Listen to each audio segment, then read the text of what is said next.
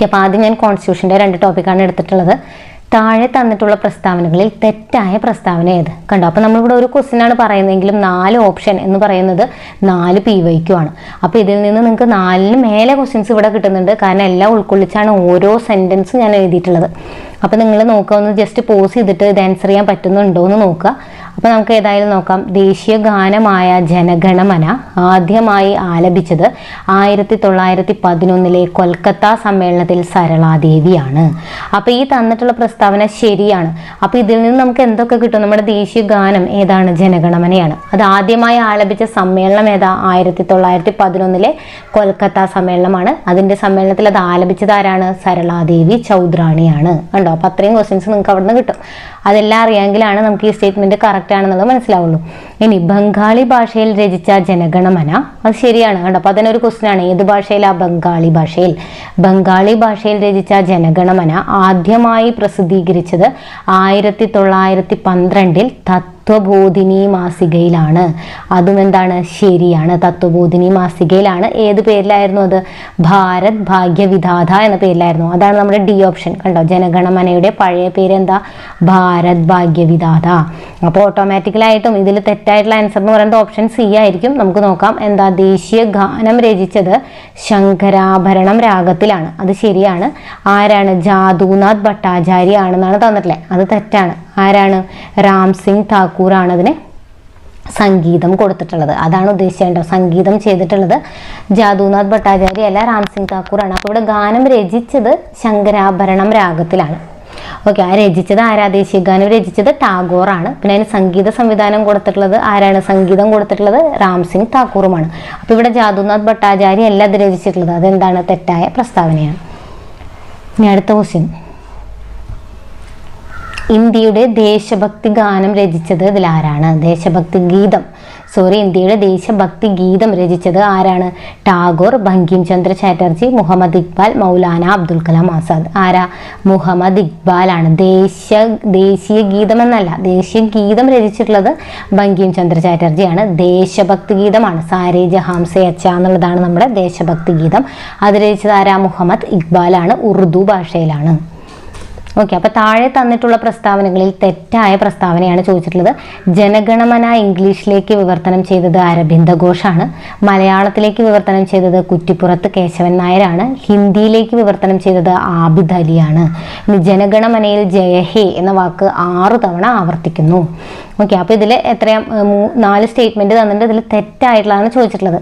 Okay, അപ്പോൾ ഇതിൽ ഏതാ തെറ്റ്? ഓപ്ഷൻ എ ആണ്. ജനഗണമന എഴുതിയതും അത് ഇംഗ്ലീഷിലേക്ക് വിവർത്തനം ചെയ്തതും ആരാണ്? ടാഗോറാണ്. പിന്നെ അരവിന്ദ ഘോഷ് ദേശീയ ഗീതമായിട്ടുള്ള വന്ദേ മാതരമാണ് ഇംഗ്ലീഷിലേക്ക് തർജ്ജമ ചെയ്തത്.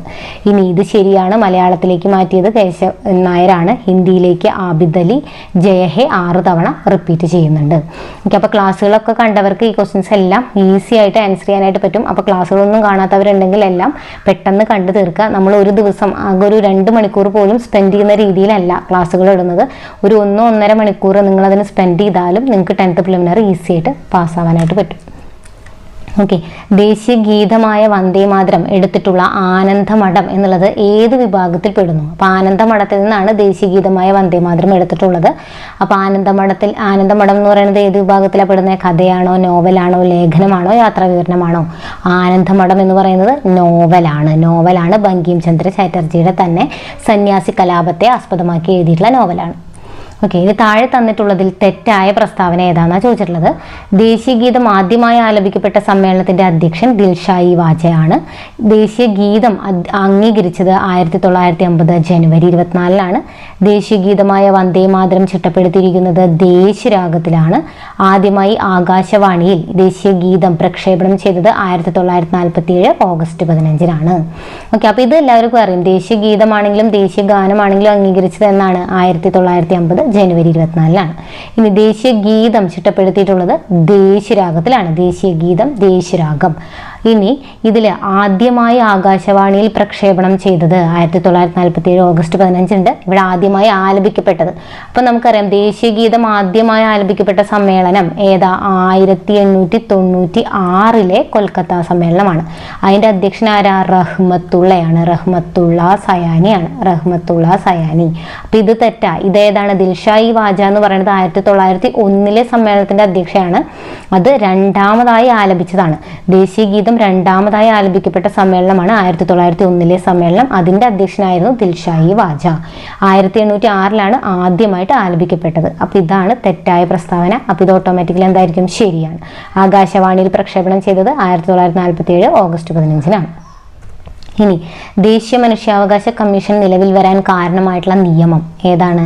മനുഷ്യാവകാശ നിയമം 1993, മനുഷ്യാവകാശ സംരക്ഷണ നിയമം 1993, പിന്നെ 1992 തന്നിട്ടുണ്ട്. ഇത് രണ്ടെന്നാണ് 1992 ഇങ്ങനെയും തന്നിട്ടുണ്ട്. അപ്പൊ ഇതിൽ ഏതായിരിക്കും? മനുഷ്യാവകാശ സംരക്ഷണ നിയമം 1993 വഴിയാണ് ദേശീയ മനുഷ്യാവകാശ കമ്മീഷൻ നിലവിൽ വന്നത്. ഇനി ദേശീയ മനുഷ്യാവകാശ ദിനമായി ഡിസംബർ 10 ആചരിക്കാൻ തുടങ്ങിയത് ആണ്. ഡിസംബർ 10 ദേശീയ മനുഷ്യാവകാശ ദിനം. അത് ഡിസംബർ 10 ആചരിക്കാൻ തുടങ്ങിയത് ഏത് വർഷം മുതലാ? 1948, 49, 50, 51. ഏതായിരിക്കും? 1950. ഈ പ്രഖ്യാപനം നടന്നത് 1948 ഡിസംബർ 10-നാണ്. അതിന്റെ ഭാഗമായിട്ടാണ് നമ്മൾ ഡിസംബർ 10 മനുഷ്യാവകാശ ദിനമായി ആചരിക്കാൻ തുടങ്ങിയത്. പക്ഷെ അത് 1950 മുതലാണ്. ഇനി മനുഷ്യാവകാശ സംഘടനകളെ പറ്റി ശരിയല്ലാത്തത്, അതായത് തെറ്റായ പ്രസ്താവനയാണ് ചോദിച്ചിട്ടുള്ളത്. 1961 സ്ഥാപിതമായ ആംനസ്റ്റി ഇന്റർനാഷണലിന് 1997 നൊബേൽ സമ്മാനം ലഭിച്ചു. ശരിയായ പ്രസ്താവനയാണ്. എല്ലാം ആണ്. 1961 സ്ഥാപിതമായി 97 നൊബേൽ സമ്മാനം ലഭിച്ചു. ഇന്ത്യയിൽ നോട്ട നിലവിൽ വരാൻ കാരണമായിട്ടുള്ള മനുഷ്യാവകാശ സംഘടന ഏതാണ്? People's Union for Civil Liberties. Citizen for Democracy അന്തർദേശീയ തലത്തിൽ പ്രവർത്തിക്കുന്ന മനുഷ്യാവകാശ സംഘടനയാണ്. തെറ്റ്. അന്തർദേശീയ തലത്തിലുള്ളത് ഏതൊക്കെയാണ്? Human Rights Watch, Global Rights, അതൊക്കെയാണ്. പിന്നെ അതേപോലെ ആംനസ്റ്റി ഇന്റർനാഷണൽ ആണ്. ഇത് ദേശീയ തലത്തിലുള്ളതാണ്. സിറ്റിസൺ ഫോർ ഡെമോക്രസിയും പീപ്പിൾസ് യൂണിയൻ ഫോർ സിവിൽ ലിബർട്ടീസും ഒക്കെ. അപ്പോൾ മനുഷ്യാവകാശ കമ്മീഷൻ എന്നുള്ള നമ്മുടെ വീഡിയോ കാണാം. അപ്പോൾ നിങ്ങൾക്ക് ഇതൊക്കെ ക്ലിയർ ആയിട്ട് കിട്ടും. അപ്പോൾ ഇതിൽ തെറ്റായിട്ടുള്ളത് ഓപ്ഷൻ സി ആണ്. ഇനി താഴെ തന്നിട്ടുള്ള പ്രസ്താവനകളിൽ തെറ്റായ പ്രസ്താവന ഏതാണെന്നാണ് ചോദിച്ചിട്ടുള്ളത്. ഓക്കെ, അപ്പോൾ ഞാനിവിടെ ജസ്റ്റ് ഓരോ ഓപ്ഷൻസും വായിച്ച ആൻസർ പറഞ്ഞ് പോവാണ്. അപ്പം നിങ്ങൾ ആൻസർ ചെയ്യുമ്പോൾ ക്വസ്റ്റ്യൻ വായിച്ചിട്ട് കുറച്ച് നേരം ഒന്ന് പോസ് ചെയ്യുക, എന്നിട്ട് ആൻസർ കിട്ടുന്നുണ്ടോ എന്ന് നോക്കാം. ഓക്കെ, അപ്പോൾ മനുഷ്യാവകാശ കമ്മീഷൻ നിലവിൽ വന്നത് 1993 ഒക്ടോബർ 12-നാണ്. ശരിയായ പ്രസ്താവന, എല്ലാവർക്കും അറിയുന്നുണ്ടാവും. ഇനി മനുഷ്യാവകാശ കമ്മീഷനിൽ 6 സ്ഥിരാംഗങ്ങളും 7 എക്സ് ഒഫീഷ്യോ അംഗങ്ങളും ഉൾപ്പെടുന്നു. ശരിയാണ്.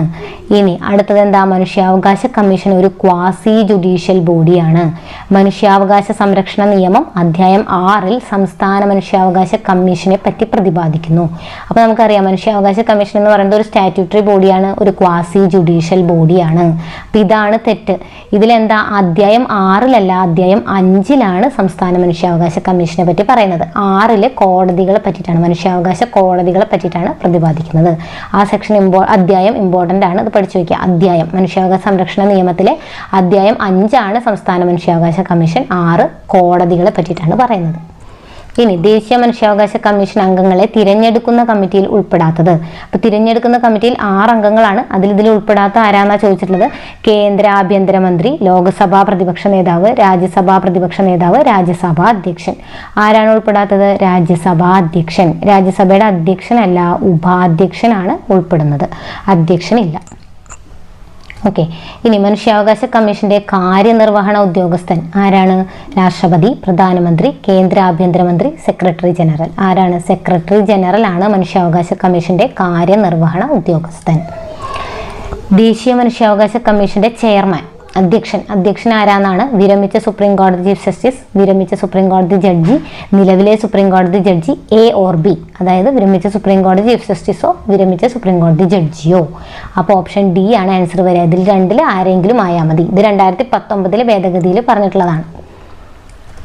ഓക്കെ, ഇനി താഴെ തന്നിട്ടുള്ള പ്രസ്താവനകളിൽ തെറ്റായ പ്രസ്താവനയാണ് ചോദിച്ചിട്ടുള്ളത്. ദേശീയ മനുഷ്യാവകാശ കമ്മീഷൻ റിപ്പോർട്ട് സമർപ്പിക്കുന്നത് രാഷ്ട്രപതിക്കാണ്. സംസ്ഥാന മനുഷ്യാവകാശ കമ്മീഷനിൽ ചെയർമാൻ ഉൾപ്പെടെ 3 അംഗങ്ങളുണ്ട്. കേരള സംസ്ഥാന മനുഷ്യാവകാശ കമ്മീഷൻ നിലവിൽ വന്നത് 1998 ഡിസംബർ 11-നാണ്. എസ് ബലരാമൻ ആദ്യ കേരള സംസ്ഥാന മനുഷ്യാവകാശ കമ്മീഷനിൽ അംഗമായിരുന്നു. അപ്പം നമുക്കറിയാം എന്താ, സംസ്ഥാന മനുഷ്യാവകാശ കമ്മീഷനിൽ 3 അംഗങ്ങളാണ് ഉള്ളത്. കേരള സംസ്ഥാന മനുഷ്യാവകാശ കമ്മീഷൻ നിലവിൽ വന്നത് 1998 ഡിസംബർ 11-നാണ്. എസ് ബലരാമൻ ആദ്യ സംസ്ഥാന മനുഷ്യാവകാശ കമ്മീഷനിലെ അംഗമായിരുന്നു. പിന്നെ വിൽസനും കൂടെ ഉണ്ടായിരുന്നു. അപ്പോൾ ഇതിൽ തെറ്റേതാ? ഇതാണ്. എന്താ? മനുഷ്യാവകാശ കമ്മീഷൻ റിപ്പോർട്ട് കൊടുക്കുന്നത് ആർക്കാ? കേന്ദ്ര ഗവൺമെന്റിനാണ്. ഇനി താഴെ തന്നിട്ടുള്ള പ്രസ്താവനകളിൽ തെറ്റായ പ്രസ്താവനയാണ് ചോദിച്ചിട്ടുള്ളത്. അയിരിലടങ്ങിയിരിക്കുന്ന മാലിന്യങ്ങളാണ് ഗാങ്. ശരിയാണ്. അയിരിലടങ്ങിയിട്ടുള്ള മാലിന്യങ്ങളെ നമ്മൾ ഗാങ് എന്നാണ് വിളിക്കുക. ഗാങ്ങിനെ നീക്കം ചെയ്യാൻ നമ്മൾ ചേർക്കുന്നതിനെ ഫ്ലക്സ് എന്ന് വിളിക്കും. അപ്പോൾ അമ്ല സ്വഭാവമുള്ള ഗാങ്ങിനെ നീക്കം ചെയ്യാൻ ഉപയോഗിക്കുന്ന ഫ്ലക്സിനെ ക്ഷാര സ്വഭാവമായിരിക്കണം. അപ്പോൾ ഗാങ് അമ്ല സ്വഭാവം വെച്ചാൽ അസിഡിക് ആയിട്ടുള്ള ഗാങ്ങിനെ നീക്കം ചെയ്യാൻ നമ്മൾ ബേസിക് ആയിട്ടുള്ള ഫ്ലക്സ് ഉപയോഗിക്കണം. ശരിയാണ്. ഇനി എല്ലാ ധാതുക്കളും അയിരുകളാണ്. തെറ്റാണ്. ആണോ? അല്ല. എല്ലാ ധാതുക്കളും അയിരുകളല്ല, എല്ലാ അയിരുകളുമാണ് ധാതുക്കൾ. എല്ലാ അയിരുകളും ധാതുക്കളായിരിക്കും, പക്ഷെ എല്ലാ ധാതുക്കളും അയിരുകളല്ല. ഇനി സ്വർണം, പ്ലാറ്റിനം എന്നിവ ക്രിയാശീലം കുറഞ്ഞ ലോഹങ്ങളാണ്. അതും ശരിയായ പ്രസ്താവനയാണ്. ഇനി അടുത്തത് സിങ്കിന്റെ അയിരായ സിങ്ക് ബ്ലെൻഡ് സിങ്കിന്റെ എന്ത് അയിരാണ്? അപ്പൊ സിങ്ക് ബ്ലെൻഡ് എന്നുള്ളത് സിങ്കിന്റെ അയിരാണ്. അത് സിങ്കിന്റെ സൾഫൈഡ് ആണോ, കാർബണേറ്റ് ആണോ, ഓക്സൈഡ് ആണോ, സൾഫേറ്റ് ആണോ? എന്താണ്? സൾഫൈഡ് ആണ്. സിങ്ക് സൾഫൈഡ് ആണ് സിങ്ക് ബ്ലെൻഡ് എന്ന് പറയുന്നത്. പ്രീവിയസ് ക്വസ്റ്റ്യൻ ആണ് കേട്ടോ. ഇനി ചേരുംപടി ചേർക്കാനാണ്. ഓരോ ലോഹങ്ങളും അവരുടെ അയിരുകളും തന്നിട്ടുണ്ട്. ശരിയായത് നോക്കി എഴുതാം. തോറിയത്തിന്റെ ഏതായിരിക്കും? തോറിയം എന്ന് പറയുന്നത് മോണസൈറ്റ് ആണ്. ലെഡ് എപ്പോഴും ചോദിക്കുന്നതാണ് ഗലീന. Mercury cinnabar. യുറേനിയം ഏതായിരിക്കും? Pitch blend. അപ്പൊ A4 എന്നുള്ള ഓപ്ഷനാണ് A4 B2 C1 D3 കണ്ടോ. അപ്പോൾ ഓപ്ഷൻ സി ആണ് ആൻസർ വരുന്നത്. താഴെ തന്നിട്ടുള്ള പ്രസ്താവനകളിൽ തെറ്റായ പ്രസ്താവന ഏതാണെന്നാണ് ചോദിച്ചിട്ടുള്ളത്. കാന്തിക വിഭജനത്തിലൂടെ ടിൻ സ്റ്റോണിനെ സാന്ദ്രീകരിക്കാം. ശരിയായ പ്രസ്താവനയാണ്. സിങ്ക് ബ്ലെൻഡിന്റെ സാന്ദ്രണത്തിന് പ്ലവന പ്രക്രിയ ഉപയോഗിക്കുന്നു. ശരിയാണ്. ഇനി വായുവിന്റെ അസാന്നിധ്യത്തിൽ അയിരിനെ ചൂടാക്കുന്ന പ്രക്രിയയാണ് റോസ്റ്റിംഗ്. ആണോ? അല്ല. തെറ്റാണ്. വായുവിന്റെ സാന്നിധ്യത്തിൽ അയിരിനെ ചൂടാക്കുന്ന പ്രക്രിയ, അതിന്റെ ദ്രവണാങ്കത്തെക്കാൾ താഴ്ന്ന താപനിലയിൽ അയിരിനെ ചൂടാക്കുന്ന പ്രക്രിയ റോസ്റ്റിംഗ്. അസാന്നിധ്യത്തിൽ അത് കാൽസിനേഷൻ ആണ്. അപ്പോൾ ഓക്സൈഡാക്കിയ അയിരിൽ നിന്ന് ലോഹം നിർമ്മിക്കുന്ന പ്രവർത്തനമാണ് നിരോക്സീകരണം. ഓക്കെ, അപ്പോൾ അത് ശരിയായിട്ടുള്ള പ്രസ്താവനയാണ്. ഇനി താഴെ തന്നിട്ടുള്ള പ്രസ്താവനകളിൽ തെറ്റായ പ്രസ്താവന ഏതാണെന്ന് ചോദിച്ചിട്ടില്ല. ബ്ലാസ്റ്റ് ഫർണസിന്റെ കാര്യങ്ങളാണ്. ഇരുമ്പിന്റെ നിർമ്മാണത്തിന് ബ്ലാസ്റ്റ് ഫർണസ് ഉപയോഗിക്കുന്നു. ശരിയാണ്. നമ്മൾ ഇരുമ്പിന്റെ നിർമ്മാണത്തിന് ഉപയോഗിക്കാറുണ്ട്. 4% കാർബൺ അടങ്ങിയ ഇരുമ്പിനെ റോട്ട് അയൺ എന്ന് വിളിക്കുന്നു. ശരിയാണോ? അല്ല. തെറ്റാണ്. എന്താണ്? പിഗ് അയേൺ എന്നാണ് വിളിക്കുക. 4% കാർബൺ ഉള്ളതിനെ പിഗ് അയേൺ. ഇരുമ്പിന്റെ നിർമ്മാണ വേളയിൽ ഗാങ് ആയിട്ടുള്ള സിലിക്കൺ ഡയോക്സൈഡിനെ നീക്കം ചെയ്യാൻ ഫ്ലക്സ് ആയിട്ട് കാൽസ്യം ഓക്സൈഡ് ഉപയോഗിക്കുന്നു. ശരിയാണ്. അപ്പോൾ അവിടെ ഉണ്ടാവുന്ന സ്ലാഗ് ഏതായിരിക്കും? ഈ ഗാങ്ങും ഫ്ലക്സും കൂടി ചേർന്ന് ഉണ്ടാവുന്നതാണ് സ്ലാഗ് ഏതായിരിക്കും? കാൽസ്യത്തിന്റെ സിലിക്കേറ്റ് ആയിരിക്കും. അതായത് സിലിക്കൺ ഡയോക്സൈഡും കാൽസ്യം ഓക്സൈഡും ചേർന്നിട്ട് കാൽസ്യത്തിന്റെ സിലിക്കേറ്റ് ഉണ്ടാവും. അതാണ് അവിടെ ഉണ്ടാവുന്ന സ്ലാഗ് എന്നുകൂടെ ഓർത്തിരിക്കുക. ഇനി താഴെ തന്നിട്ടുള്ള പ്രസ്താവനകളിൽ തെറ്റായ പ്രസ്താവന എഴുതാനാണ്. ഓക്സിജന് പേര് നൽകിയത് ജോസഫ് പ്രീസ്ലി ആണ്. ദ്രാവക ഓക്സിജന്റെ നിറം ഇളം നീലയാണ്. ആസിഡ് ഉണ്ടാകുന്നത് എന്നർത്ഥം വരുന്ന മൂലകമാണ് ഓക്സിജൻ. പൊട്ടാസ്യം പെർമാംഗനേറ്റ് ചൂടാക്കിയാൽ ലഭിക്കുന്ന വാതകം ഓക്സിജൻ ആണ്. അപ്പോൾ ദ്രാവക ഓക്സിജന്റെ നിറം ഇളം നീലയാണ്, എല്ലാവർക്കും അറിയാം. ആസിഡ് ഉണ്ടാകുന്നത് എന്നർത്ഥം വരുന്നതാണ് എന്ത്? ഓക്സിജൻ. പൊട്ടാസ്യം പെർമാംഗനേറ്റ് ചൂടാക്കിയാൽ നമുക്ക് ഓക്സിജൻ കിട്ടും. അപ്പോൾ ഏതാ തെറ്റ്? ഓക്സിജൻ കണ്ടുപിടിച്ചതാണ് ജോസഫ് പ്രീസ്ലി. പേര് നൽകിയത് ആരാ? ലാവോസിയർ ആണ് പേര് നൽകിയത്. ഓക്കെ. മുങ്ങൽ വിദഗ്ധർ ശ്വസിക്കാൻ ഉപയോഗിക്കുന്ന സിലിണ്ടറുകളിൽ ഓക്സിജനോടൊപ്പം ചേർക്കുന്ന വാതകം. ഓക്സിജന്റെ കൂടെ എന്താണ് മുങ്ങൽ വിദഗ്ധരുടെ സിലിണ്ടറുകളിൽ ഉപയോഗിക്കുക എന്ന് ചോദിക്കണേ. Carbon dioxide, helium, nitrogen ഒന്നും ചേർക്കുന്നില്ല. ഓക്സിജൻ മാത്രമാണോ കൊണ്ടുവന്നത്? അല്ല. ഏതാണ് ഉത്തരം? ഹീലിയം. ഓക്സിജനും ഹീലിയം ചേർന്ന മിശ്രിതമാണ്. എന്നാൽ ആശുപത്രികളിലൊക്കെ ആണെങ്കിലോ ഓക്സിജനും കാർബൺ ഡൈ ഓക്സൈഡും ആണ്. ഇത് 5%, ഓക്സിജൻ 95%. കാർബോജൻ എന്ന് നമ്മളതിനെ വിളിക്കും. അതും കൂടെ ഓർത്തിരിക്കുക. ഇനി ശുദ്ധജലത്തിലെ ഓക്സിജന്റെ അളവ് എത്രയാണ്? ശുദ്ധജലത്തിലെ ഓക്സിജന്റെ അളവ് 89% ആണ്. 89%. ലസൈൻസ് പരീക്ഷണത്തിലൂടെ തിരിച്ചറിയാൻ കഴിയാത്ത മൂലകം PYQ ആണ്. ലസൈൻസ് പരീക്ഷണത്തിലൂടെ തിരിച്ചറിയാൻ കഴിയാത്തത് ഏതാ? ഓക്സിജൻ ആണ്. ഓക്സിജൻ. വാട്ടർ ഗ്യാസ് എന്നത് ഹൈഡ്രജന്റെയും എന്തിൻ്റെയും മിശ്രിതമാണ്. എന്തൊക്കെയാ? കാർബൺ ഡൈ ഓക്സൈഡ് ആണോ, കാർബൺ മോണോക്സൈഡ് ആണോ, മീഥെയ്ൻ ആണോ? വാട്ടർ ഗ്യാസ് എന്ന് പറഞ്ഞാൽ ഹൈഡ്രജനും കാർബൺ മോണോക്സൈഡുമാണ്. ഇനി ഹൈഡ്രജനും കാർബൺ മോണോക്സൈഡും മീഥെയ്നും കൂടി ചേർന്ന് കഴിഞ്ഞാൽ അത് എന്തായിരിക്കും? അത് കോൾ ഗ്യാസ് ആണ്. വാട്ടർ ഗ്യാസ് എന്ന് പറഞ്ഞാൽ ഹൈഡ്രജനും കാർബൺ മോണോക്സൈഡും. ഇനി ലോഹങ്ങൾ ആസിഡുമായി പ്രവർത്തിക്കുമ്പോൾ പുറത്തു വരുന്ന വാതകം. ഇപ്പോൾ ഒരു ലോഹം സോഡിയം അപ്പോൾ സിങ്ക് എന്നുള്ളൊരു ലോഹം നമ്മൾ എടുക്കുകയാണെങ്കിൽ അതും ഹൈഡ്രോക്ലോറിക് ആസിഡുമായി പ്രവർത്തിച്ചാൽ എന്താ കിട്ടുക? സിങ്ക് ക്ലോറൈഡും ഒപ്പം ഹൈഡ്രജനുമാണ് അവിടെ കിട്ടുക. ഒപ്പം ഹൈഡ്രജനുമാണ് അവിടെ നമുക്ക് കിട്ടുന്നത്. അപ്പോൾ എന്തായിരിക്കും അവിടെ വരിക? ഹൈഡ്രജൻ വാതകമാണ് ലോഹങ്ങൾ ആസിഡുമായി പ്രവർത്തിച്ചാൽ കിട്ടുന്നത്. ഇനി ന്യൂട്രോൺ ഇല്ലാത്ത ഹൈഡ്രജൻ്റെ ഐസോട്ടോപ്പ് ഏതാ? ന്യൂട്രോൺ ഇല്ലാത്തത് പ്രോട്ടിയമാണ്. ഡ്യൂട്ടീരിയത്തിൽ 1 ന്യൂട്രോൺ ഉണ്ടായിരിക്കും, ട്രിഷിയത്തിൽ 2 ന്യൂട്രോണും ഉണ്ടായിരിക്കും. ആദ്യത്തെ കൃത്രിമ പ്ലാസ്റ്റിക് ഏതാണ്? ആദ്യത്തെ കൃത്രിമ പ്ലാസ്റ്റിക് ആണ് ബാക്കലൈറ്റ്. ബാക്കലൈറ്റ് ആണ് ആദ്യത്തെ കൃത്രിമ പ്ലാസ്റ്റിക്. താഴെ തന്നിട്ടുള്ളതിൽ തെർമോസെറ്റിംഗ് പ്ലാസ്റ്റിക്കുകൾക്ക് ഉദാഹരണം. തെർമോസെറ്റിംഗ് ഇതിൽ ഏതാ വരുന്നത്? തെർമോസെറ്റിംഗ് ബാക്കലൈറ്റും പോളിസ്റ്ററുമാണ്. ബാക്കലൈറ്റും പോളിസ്റ്ററും. ബാക്കി PVC, നൈലോൺ, പോളിത്തീൻ എന്നൊക്കെ പറയുന്നത് തെർമോ പ്ലാസ്റ്റിക്കുകൾക്ക് ഉദാഹരണമാണ്. തെർമോ പ്ലാസ്റ്റിക്കുകൾ. ഇനി പ്രിസം, ലെൻസ് എന്നിവയുടെ നിർമ്മാണത്തിന് ഉപയോഗിക്കുന്ന ഗ്ലാസ് ഏതാ? പ്രിസം, ലെൻസ് ഒക്കെ ഉണ്ടാക്കാനായിട്ട് ഫ്ലിൻറ്റ് ഗ്ലാസ് ആണ് യൂസ് ചെയ്യുക. Flint glass. റബ്ബറിന്റെ കാഠിന്യം കൂട്ടാൻ എന്താ ചേർക്കുന്നത്? ആ പ്രക്രിയയാണ് വോൾക്കനൈസേഷൻ. എന്താ നമ്മൾ വോൾക്കനൈസേഷനിൽ ചേർക്കുക? സൾഫറാണ്. സൾഫറാണ് ചേർക്കുന്നത്. കൃത്രിമ പട്ട് എന്നറിയപ്പെടുന്നത് എന്താ? കൃത്രിമ പട്ട് എന്നറിയപ്പെടുന്നത് റയോൺ ആണെന്ന് ഓർത്തിരിക്കുക. റയോൺ. ഇനി നെയിൽ പോളിഷർ റിമൂവറായി ഉപയോഗിക്കുന്നത്, നെയിൽ പോളിഷ് റിമൂവറായിട്ട് ഇതിലേതാ നമ്മൾ ഉപയോഗിക്കുക? നെയിൽ പോളിഷ് റിമൂവറായിട്ട് ഉപയോഗിക്കുന്നത് അസറ്റോൺ ആണ്. അസറ്റോൺ. താഴെ തന്നിട്ടുള്ളതിൽ ആൻറ്റി പൈററ്റിക്സ് ആയിട്ട് ഉപയോഗിക്കുന്നത്. ആൻറ്റി പൈററ്റിക്സ് എന്ന് പറഞ്ഞു കഴിഞ്ഞാൽ എന്താ? ടെമ്പറേച്ചർ, ബോഡി ടെമ്പറേച്ചർ കുറയ്ക്കാൻ വേണ്ടി യൂസ് ചെയ്യുന്നതാണ്. ബോഡി ടെമ്പറേച്ചർ കുറയ്ക്കാൻ നമ്മൾ സാധാരണ കഴിക്കുന്നത് എന്താ? പാരസെറ്റമോൾ. പാരസെറ്റമോൾ ആണ് ആൻറ്റി പൈററ്റിക്സ് ആയിട്ട് ഉപയോഗിക്കുന്നത്. ഇനി ലോകത്തിലെ ആദ്യത്തെ ആൻറ്റിബയോട്ടിക്.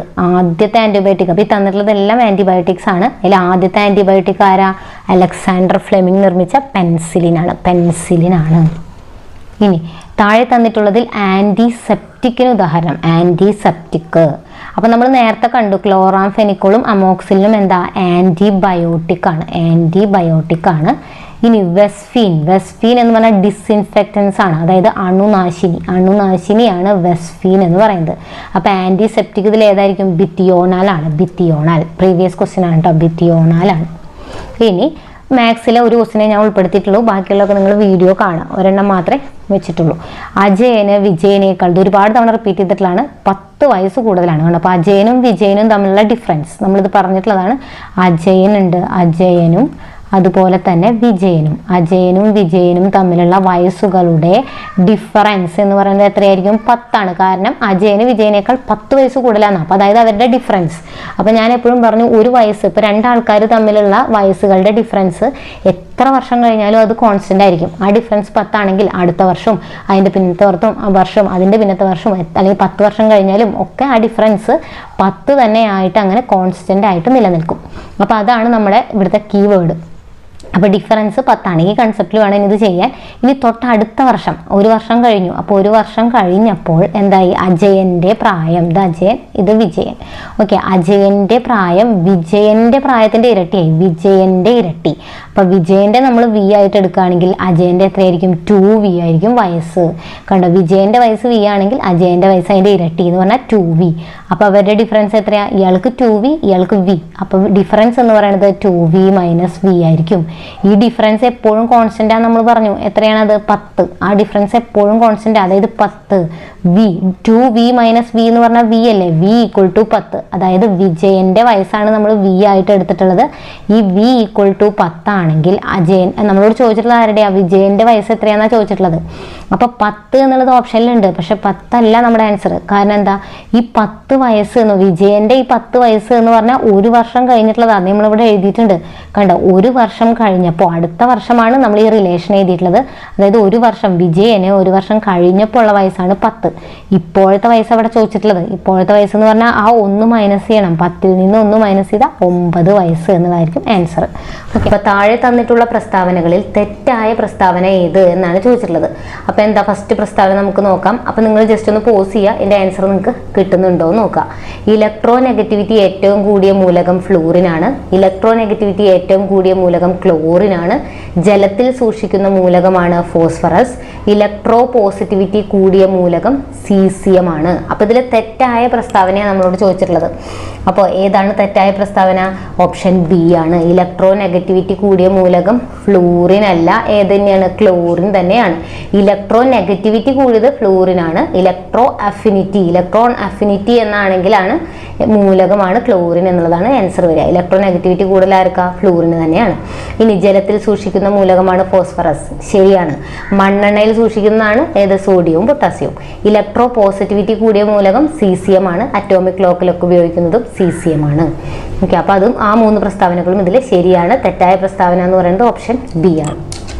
അടുത്ത ക്വസ്റ്റ്യൻ, താഴെ തന്നിട്ടുള്ളതിൽ ഡൊബറൈനറുടെ തൃകങ്ങളിൽ പെടുന്നത്. അപ്പോൾ ഡൊബറൈനറുടെ തൃകങ്ങൾ എന്നുള്ള ഗ്രൂപ്പ്, അപ്പോൾ ക്ലാസ് കാണാത്തവരുണ്ടെങ്കിൽ ക്ലാസ് കണ്ടിട്ട് വേണം ഈ ക്വസ്റ്റ്യൻസ് ഒക്കെ ഒന്ന് ചെയ്തു നോക്കാനായിട്ട്. അപ്പോൾ ഇതിൽ തന്നിട്ടുള്ള ഏതൊക്കെയാ? Sodium, potassium, calcium. Calcium, silicon, barium. Lithium, sodium, potassium. Fluorine, chlorine, bromine. ഇതിൽ ഡൊബറൈനറുടെ തൃകങ്ങളിൽ പെടുന്ന ഗ്രൂപ്പ് ഇതിൽ ഏതാണെന്നാ ചോദിച്ചിട്ടുള്ളത്. ഏതാണ്? ഓപ്ഷൻ സി ആണ്. Lithium, sodium, potassium. Lithium, sodium, potassium എന്നുള്ളതാണ്. പിന്നെ ഇവിടെ വരേണ്ടത് കാൽസ്യം, സ്ട്രോൺഷ്യം ആണ്. കാൽസ്യം, സ്ട്രോൺഷ്യം, ബാരിയം എന്നാണ് വരേണ്ടത്. ഓക്കെ, അപ്പോൾ അടുത്ത ക്വസ്റ്റ്യൻ നോക്കാം. ചേരുംപടി ചേർക്കുക. എന്താ അവിടെ തന്നിട്ടുള്ളത്? കുറച്ച് സയൻറ്റിസ്റ്റിൻ്റെ പേര് തന്നിട്ടുണ്ട്. ലാവോസിയർ, ഡൊബറൈനർ, ന്യൂലാൻഡ്സ്, ചാൻ കർട്ടോയ്സ്.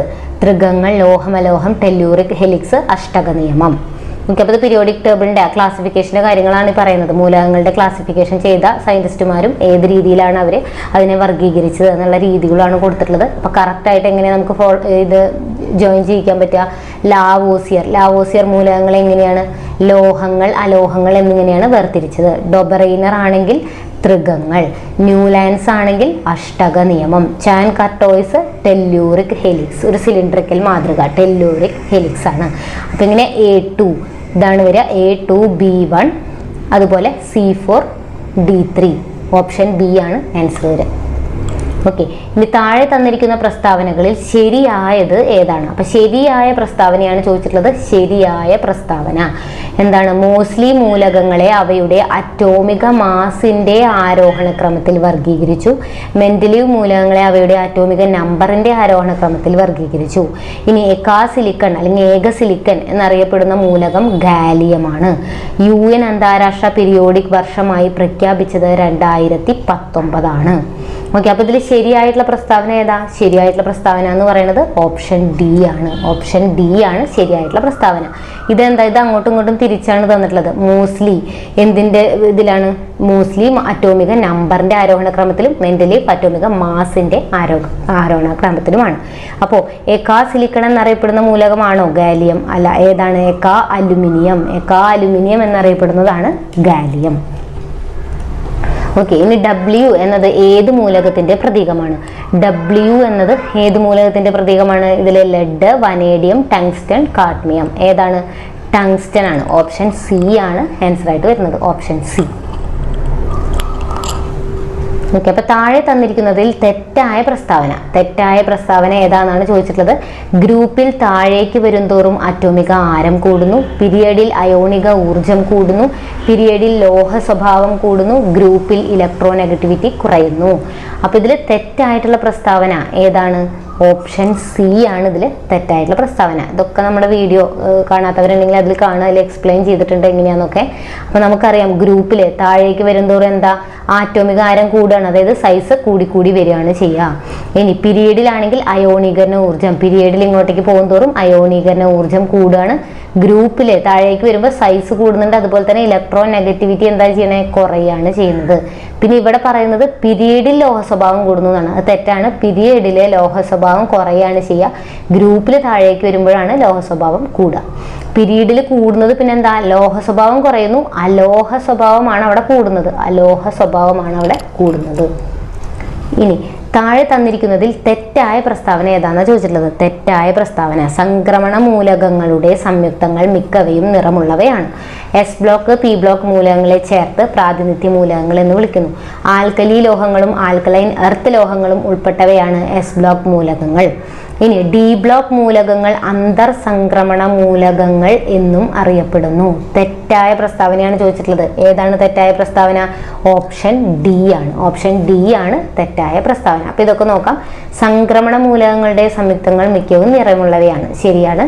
എസിനെയും പിന്നെയും ചേർത്തിട്ട് എന്താ വിളിക്കുക? പ്രാതിനിധ്യ മൂലകങ്ങൾ എന്നാണ് വിളിക്കുക. ആൽക്കലി ലോഹങ്ങളും ആൽക്കലൈൻ എർത്ത് ലോഹങ്ങളും, അതായത് ഫസ്റ്റ് ഗ്രൂപ്പും സെക്കൻഡ് ഗ്രൂപ്പും അത് ചേർന്നതാണ് എന്ത്? എസ് ബ്ലോക്ക് എന്ന് പറയുന്നത്.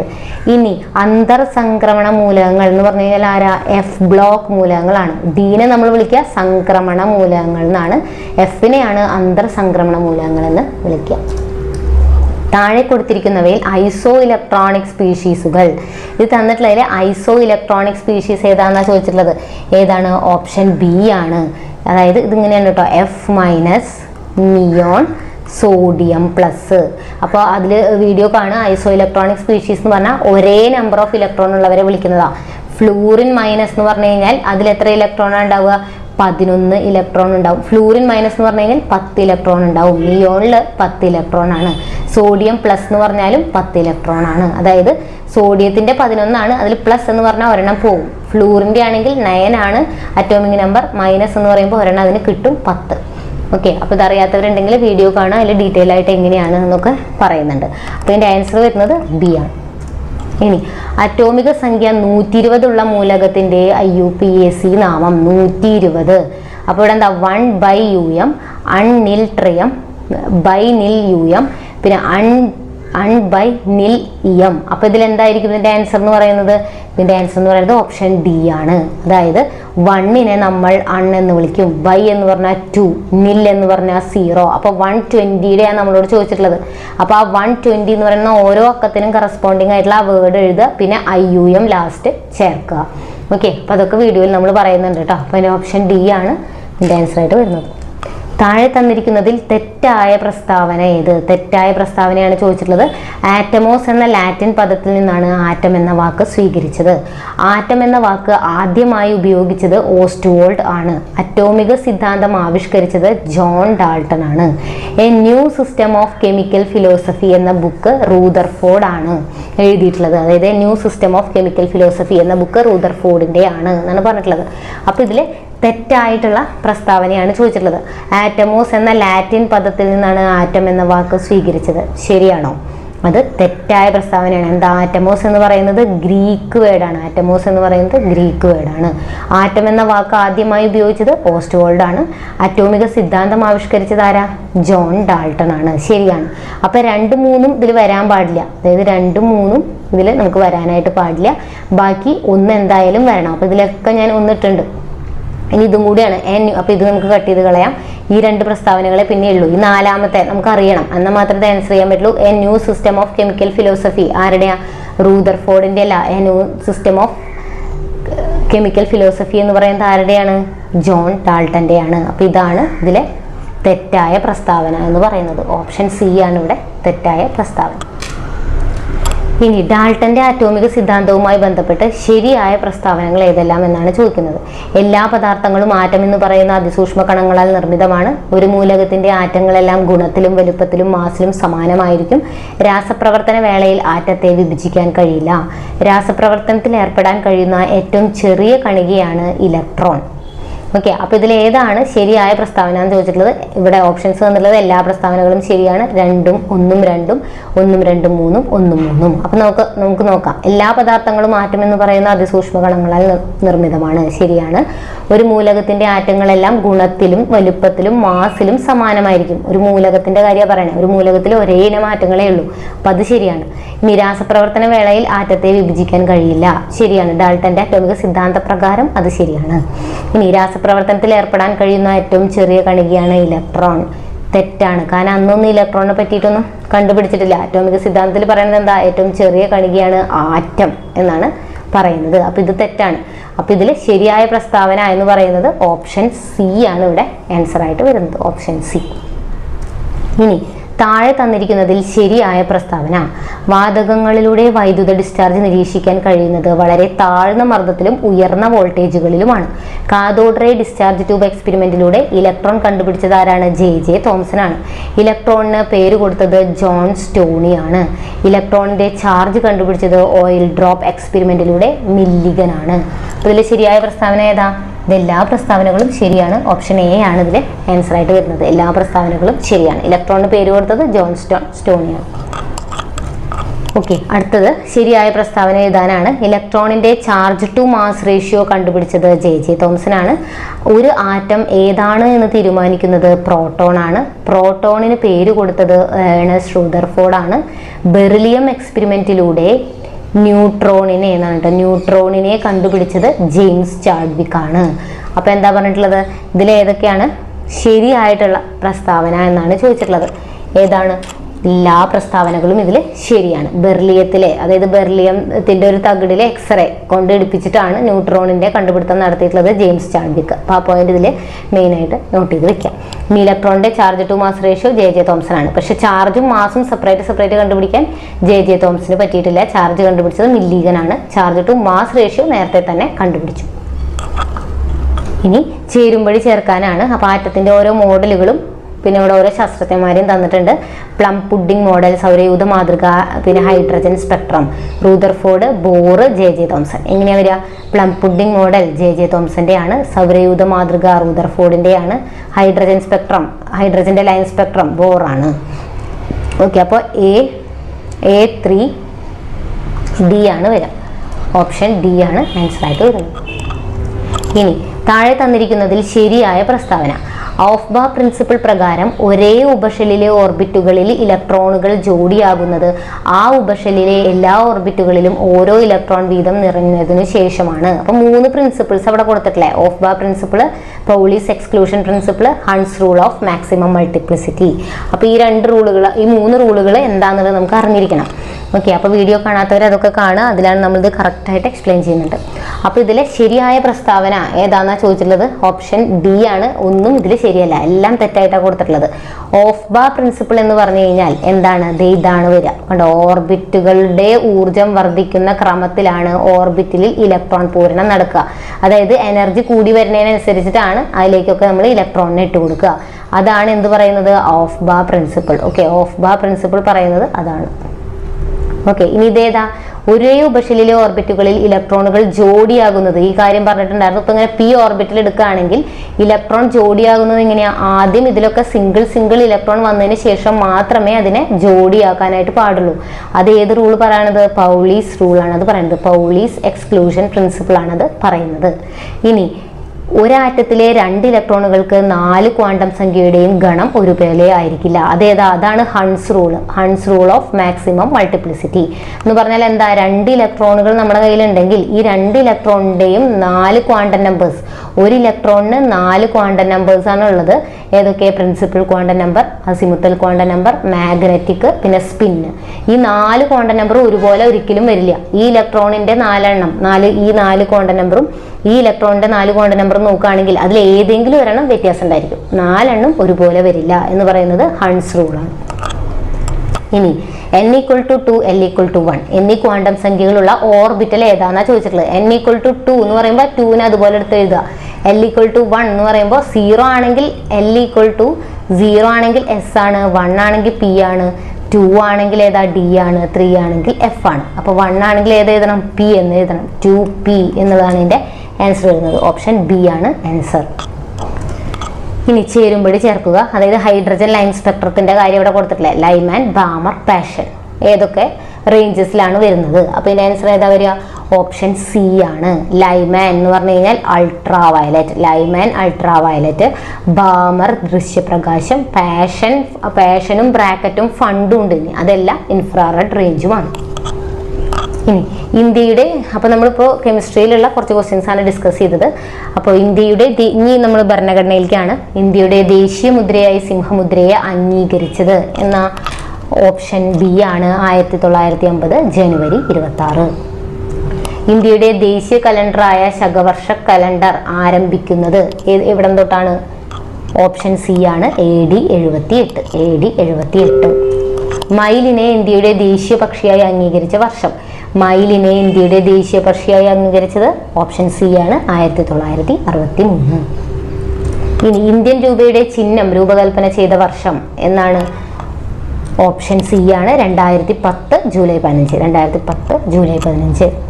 ദേശീയ ഭാഷയായ ഹിന്ദി അംഗീകരിച്ചത്, ദേശീയ ഭാഷയായിട്ട് ഹിന്ദി അംഗീകരിച്ചത് എന്നാണ്? ഓപ്ഷൻ ബി ആണ് 1965 ജനുവരി 26.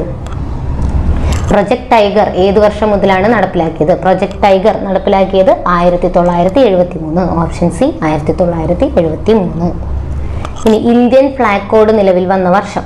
ഇന്ത്യൻ ഫ്ലാഗ് കോഡ് നിലവിൽ വന്നത് ഓപ്ഷൻ എ ആണ് 2002 ജനുവരി 26. 2002 ജനുവരി 26. 1906 കൽക്കത്തയിൽ ഉയർത്തിയ പതാകയിലെ താമരകളുടെ എണ്ണം. സുരേന്ദ്രനാഥ ബാനർജി 1906 കൽക്കത്തയിൽ ഉയർത്തിയ പതാകയിലെ താമരകളുടെ എണ്ണമാണ് ചോദിക്കുന്നത്. എത്ര എണ്ണാണ്? 8 താമരകളും പിന്നെ ഒരു ചന്ദ്രകലയുണ്ടായിരുന്നു. അപ്പോൾ 8 താമര റെപ്രസെന്റ് ചെയ്യുന്നത് 8 ബ്രിട്ടീഷ് പ്രവിശ്യകളെയാണ്. ഇപ്പം എല്ലാം പ്രീവിയസ് ക്വസ്റ്റ്യൻസ് ആണ് എടുത്തിട്ടുള്ളത്. അപ്പം അടുത്ത് നോക്കാം. ആദ്യമായി ഒരു അന്താരാഷ്ട്ര വേദിയിൽ ഇന്ത്യയുടെ പതാക ഉയർത്തിയത് ആരാണ്? ആദ്യമായി ഒരു അന്താരാഷ്ട്ര വേദിയിൽ ഉയർത്തിയത് മാഡം ഭിക്കാജി കാമയാണ്. എവിടെയാ? ജർമ്മനിയിലെ സ്റ്റഡ്ഗട്ടിലാണ്. വർഷം 1907. ഇനി ഓപ്ഷൻ എ ആണ് മാഡം കാമ. ഇനി ത്രിവർണ്ണ പതാകയുടെ നീളവും വീതിയും തമ്മിലുള്ള അംശബന്ധം. നീളവും വീതിയുമാണ്. അപ്പൊ ശ്രദ്ധിക്കുക, ഓപ്ഷൻ സി ആണ് 3:2. 3:2. ഇന്ത്യൻ ഫ്ലാഗ് കോഡ് പ്രകാരം VVIP വിമാനങ്ങളിൽ ഉപയോഗിക്കുന്ന പതാകയുടെ അളവ്. VVIP വിമാനങ്ങളിൽ ഉപയോഗിക്കുന്നത് ഏതാണ്? ഓപ്ഷൻ ബി ആണ് 450/300 mm. 450/300 mm. അപ്പോൾ ഇത് കൂടാതെ വേറെ അളവുകളും ഒക്കെ നമ്മളതിൽ പറഞ്ഞിട്ടുണ്ട്. ഇതേ 150/100 mm എന്നുള്ളത് ഏറ്റവും ചെറിയ പതാകയുടെ അളവാണ്. അതുപോലെ കാറിൽ വെക്കാൻ പറ്റുന്ന ടേബിളിൽ വെക്കാൻ പറ്റുന്ന പതാകയുടെ അളവും 150/100 mm തന്നെയാണ്. ഇത് കൂടാതെ നമ്മൾ പറഞ്ഞിട്ടുണ്ട്. അപ്പോൾ അതൊക്കെ നിങ്ങൾ ആ വീഡിയോ പോയി കാണും. ഓക്കെ, ഇനി നമുക്ക് മാത്സിലുള്ള 2 ക്വസ്റ്റ്യൻസ് എടുത്തിട്ടുള്ളൂ. അപ്പോൾ നമ്മൾ പഠിച്ചത് ശരാശരി എന്ന് പറയുന്ന ടോപ്പിക്കാണ്. അപ്പോൾ ഇതിൽ നോക്കുക, ഒരു സ്കൂളിലെ 10 അധ്യാപകരുടെ ശരാശരി പ്രായം 30 ആണ്. ഇനി നമ്മൾ എഴുതുക 10 പേരുടെ 30 ആണ്. അപ്പോൾ ഇതിൽ 25 വയസ്സുള്ള ഒരു അധ്യാപകൻ പോയിട്ട് 35 വയസ്സുള്ള ഒരാൾ ഇങ്ങോട്ടേക്ക് വരികയാണ്. അപ്പോൾ 10 പേരുടെ ശരാശരി 30 തന്നാൽ അവിടെ തുക നമുക്ക് ഇതിൽ നിന്ന് തന്നെ എങ്ങനെ എഴുതാം? 10 × 30 ആണ്, അതായത് 300. ഇനി ഈ 300ൽ നിന്ന് 25 വയസ്സുള്ള ഒരാൾ പോയി, അപ്പോൾ മൈനസ് ചെയ്യണം. എന്നിട്ട് വന്നത് 35 വയസ്സുള്ള ഒരാളാണ്. അപ്പോൾ തുക എത്ര വരും? 300 - 25 + 35 എന്ന് പറഞ്ഞാൽ 310. ഓക്കെ, ഇപ്പോൾ ആൾക്കാരുടെ എണ്ണം 10 തന്നെയാണ്, അത് മാറിയിട്ടില്ല. ഒരാൾ പോയിട്ട് ഒരാൾ വന്നു. ഒരാൾ പോയപ്പോൾ അത് 9 ആയി, വീണ്ടും ഒരാൾ വന്നപ്പോൾ വീണ്ടും എത്രയായി? 10 ആയി. അപ്പൊ തുക നമുക്ക് 310 എന്ന് കിട്ടിക്കഴിഞ്ഞാൽ ഡിവൈഡഡ് ബൈ എണ്ണം 10 ആണ്. അപ്പൊ എത്ര വരും? 31 എന്നാണ് ആൻസർ വരുന്നത്. 31. ആ വീഡിയോ നമ്മൾ ഒരുപാട് ചെയ്തിട്ടുള്ളതാണ്, ഒരുപാട് ക്വസ്റ്റ്യൻസ് വർക്കൗട്ട് ചെയ്തിട്ടുണ്ട്. അപ്പോൾ ഡീറ്റെയിൽഡ് ആയിട്ട് ഇത് അറിയണമെന്നുണ്ടെങ്കിൽ വീഡിയോ കാണാം. ഓക്കെ, അപ്പൊ അടുത്ത ക്വസ്റ്റ്യൻ. ഒരു ക്ലാസ്സിലെ 35 കുട്ടികളുടെ ശരാശരി വയസ്സ് എത്രയാണ്? 11 ആണ്. ഇനി ടീച്ചറുടെ വയസ്സ് കൂടി ചേർത്തപ്പോൾ ശരാശരി 12 ആയി. ടീച്ചറും കൂടി ചേർന്നു, അപ്പോൾ 35 പേരായിരുന്നു. ടീച്ചറും കൂടി ചേർന്നപ്പോൾ 36 പേരായി. ശരാശരി എത്രയായി? 12 ആയി. അപ്പോൾ ടീച്ചറുടെ വയസ്സ് കാണാൻ എന്ത് ചെയ്യണം? ഈ ഡിഫറൻസ് എടുക്കുക. 1 ആണ് ഡിഫറൻസ്. പഴയ നമ്പർ 1 × പഴയ നമ്പർ 35 പ്ലസ് പുതിയ ശരാശരി 12. ഇത്ര ചെയ്താൽ മതി. 35 + 12 എത്ര വരും? 47 ഉണ്ട്. അപ്പം 47 എന്നുള്ളതാണ് ആൻസർ. Option A 47. അപ്പോൾ താഴെ തന്നിട്ടുള്ള പ്രസ്താവനകളിൽ തെറ്റായ പ്രസ്താവന ഏത് എന്നാണ് ചോദിച്ചിട്ടുള്ളത്. അപ്പോൾ നമുക്ക് ഓരോന്നായിട്ട് നോക്കാം. ജനാധിപത്യത്തിന്റെ സൂര്യ തേജസ് എന്നറിയപ്പെടുന്നത് വിവരാവകാശ നിയമത്തെ പറ്റിയിട്ടാണ് കേട്ടോ പറയുന്നത്, അതായത് കൊടുത്തില്ല. അപ്പോൾ ജനാധിപത്യത്തിന്റെ സൂര്യ തേജസ് എന്നറിയപ്പെടുന്നത് വിവരാവകാശ നിയമമാണ്. അത് ശരിയായ പ്രസ്താവനയാണ്. 2005 വിവരാവകാശ നിയമം പാസാക്കിയ ആദ്യ സംസ്ഥാനം തമിഴ്നാടാണ്. പൗരന്മാർക്ക് അറിയാനുള്ള അവകാശം നിയമപരമായി നൽകിയ 55ാമത്തെ രാജ്യമാണ് ഇന്ത്യ. വിവരാവകാശ നിയമം ഇന്ത്യയിൽ പാസാക്കാൻ പ്രേരണ നൽകിയ സംഘടനയാണ് മസ്ദൂർ കിസാൻ ശക്തി സംഘടന. ഓക്കെ, അപ്പൊ താഴെ തന്നിട്ടുള്ള പ്രസ്താവനകളിൽ വിവരാവകാശ നിയമവുമായി ബന്ധപ്പെട്ട് എന്നുണ്ട് കേട്ടോ ഇവിടെ. വിവരാവകാശ നിയമവുമായി ബന്ധപ്പെട്ട് തെറ്റായ പ്രസ്താവന. അപ്പൊ ആദ്യത്തെ എല്ലാവർക്കും അറിയണതായിരിക്കും ജനാധിപത്യത്തിന്റെ സൂര്യ തേജസ് എന്നറിയപ്പെടുന്നു. ലാസ്റ്റത്തെയും എല്ലാവർക്കും അറിയുന്നുണ്ടാവും. വിവരാവകാശ നിയമം ഇന്ത്യയിൽ പാസാക്കാൻ പ്രേരണ നൽകിയ സംഘടനയാണ് മസ്ദൂർ കിസാൻ ശക്തി സംഘടന. അതും ശരിയാണ്. ഇനി ഇവിടെ 2005 വിവരാവകാശ നിയമം പാസാക്കിയ ആദ്യ സംസ്ഥാനം തമിഴ്നാടാണ് എന്നുള്ളത് തെറ്റായ പ്രസ്താവനയാണ്. എവിടെയാണ്? രാജസ്ഥാനിലാണ്, രാജസ്ഥാൻ.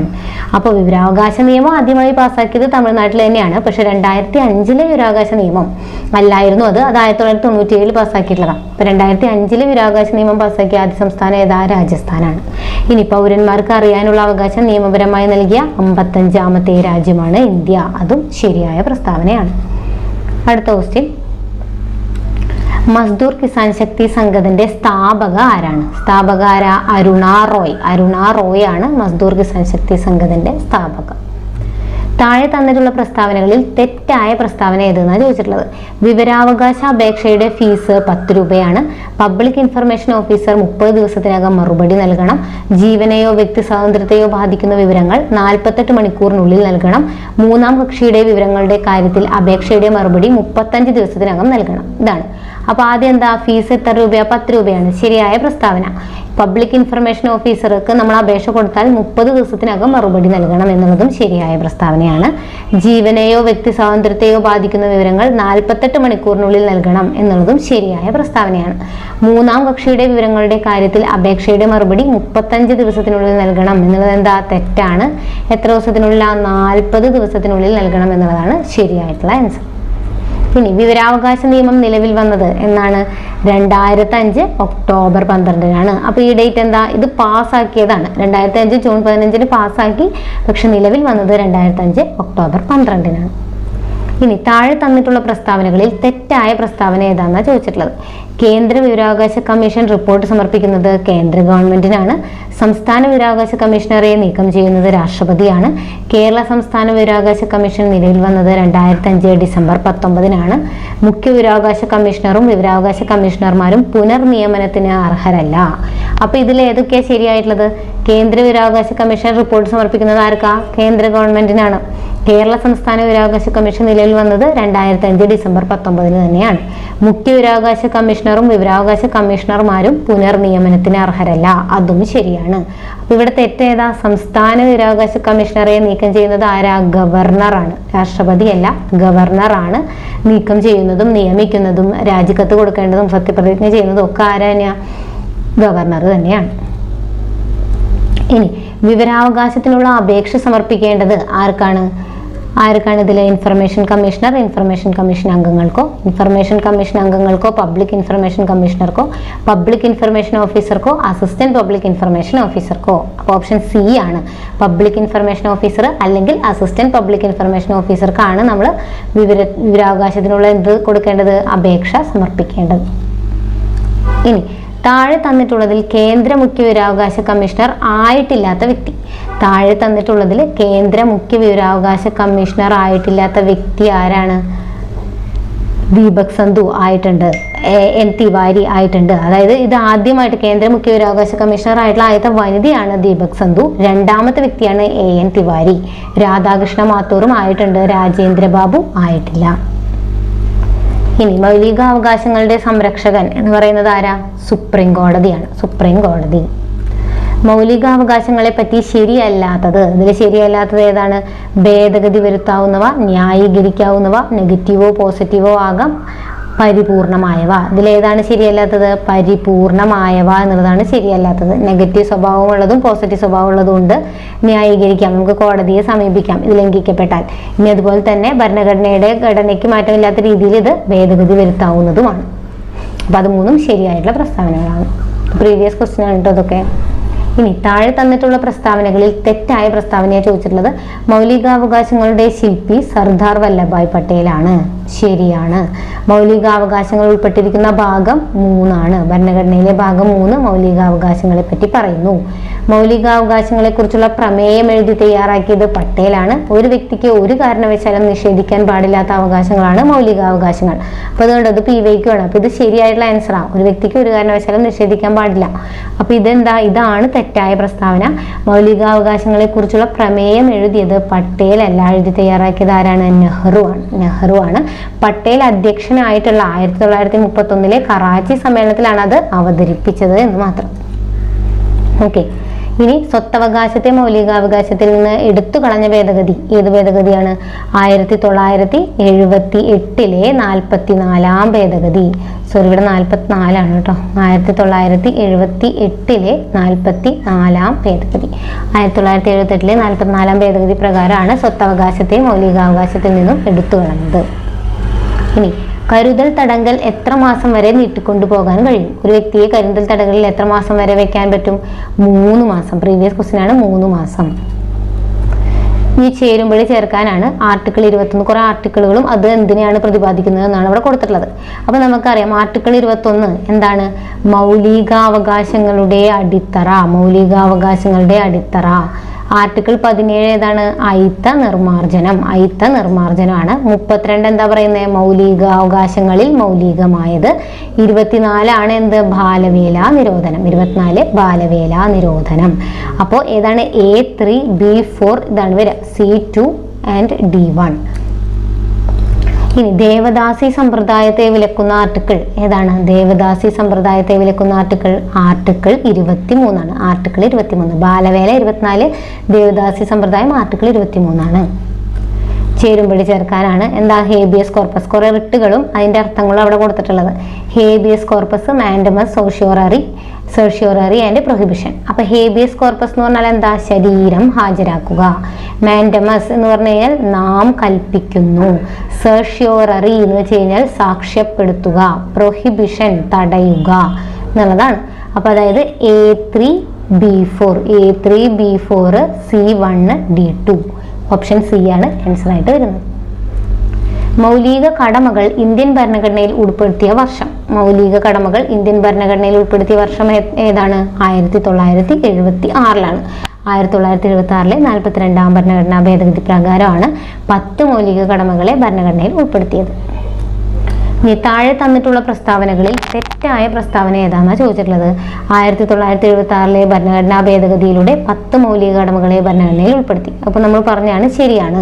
ഇനി 2002-ലെ 86-ാം ഭരണഘടനാ ഭേദഗതിയിലൂടെ മൗലിക കടമകളുടെ എണ്ണം 11ആയി. അതും ശരിയാണ്.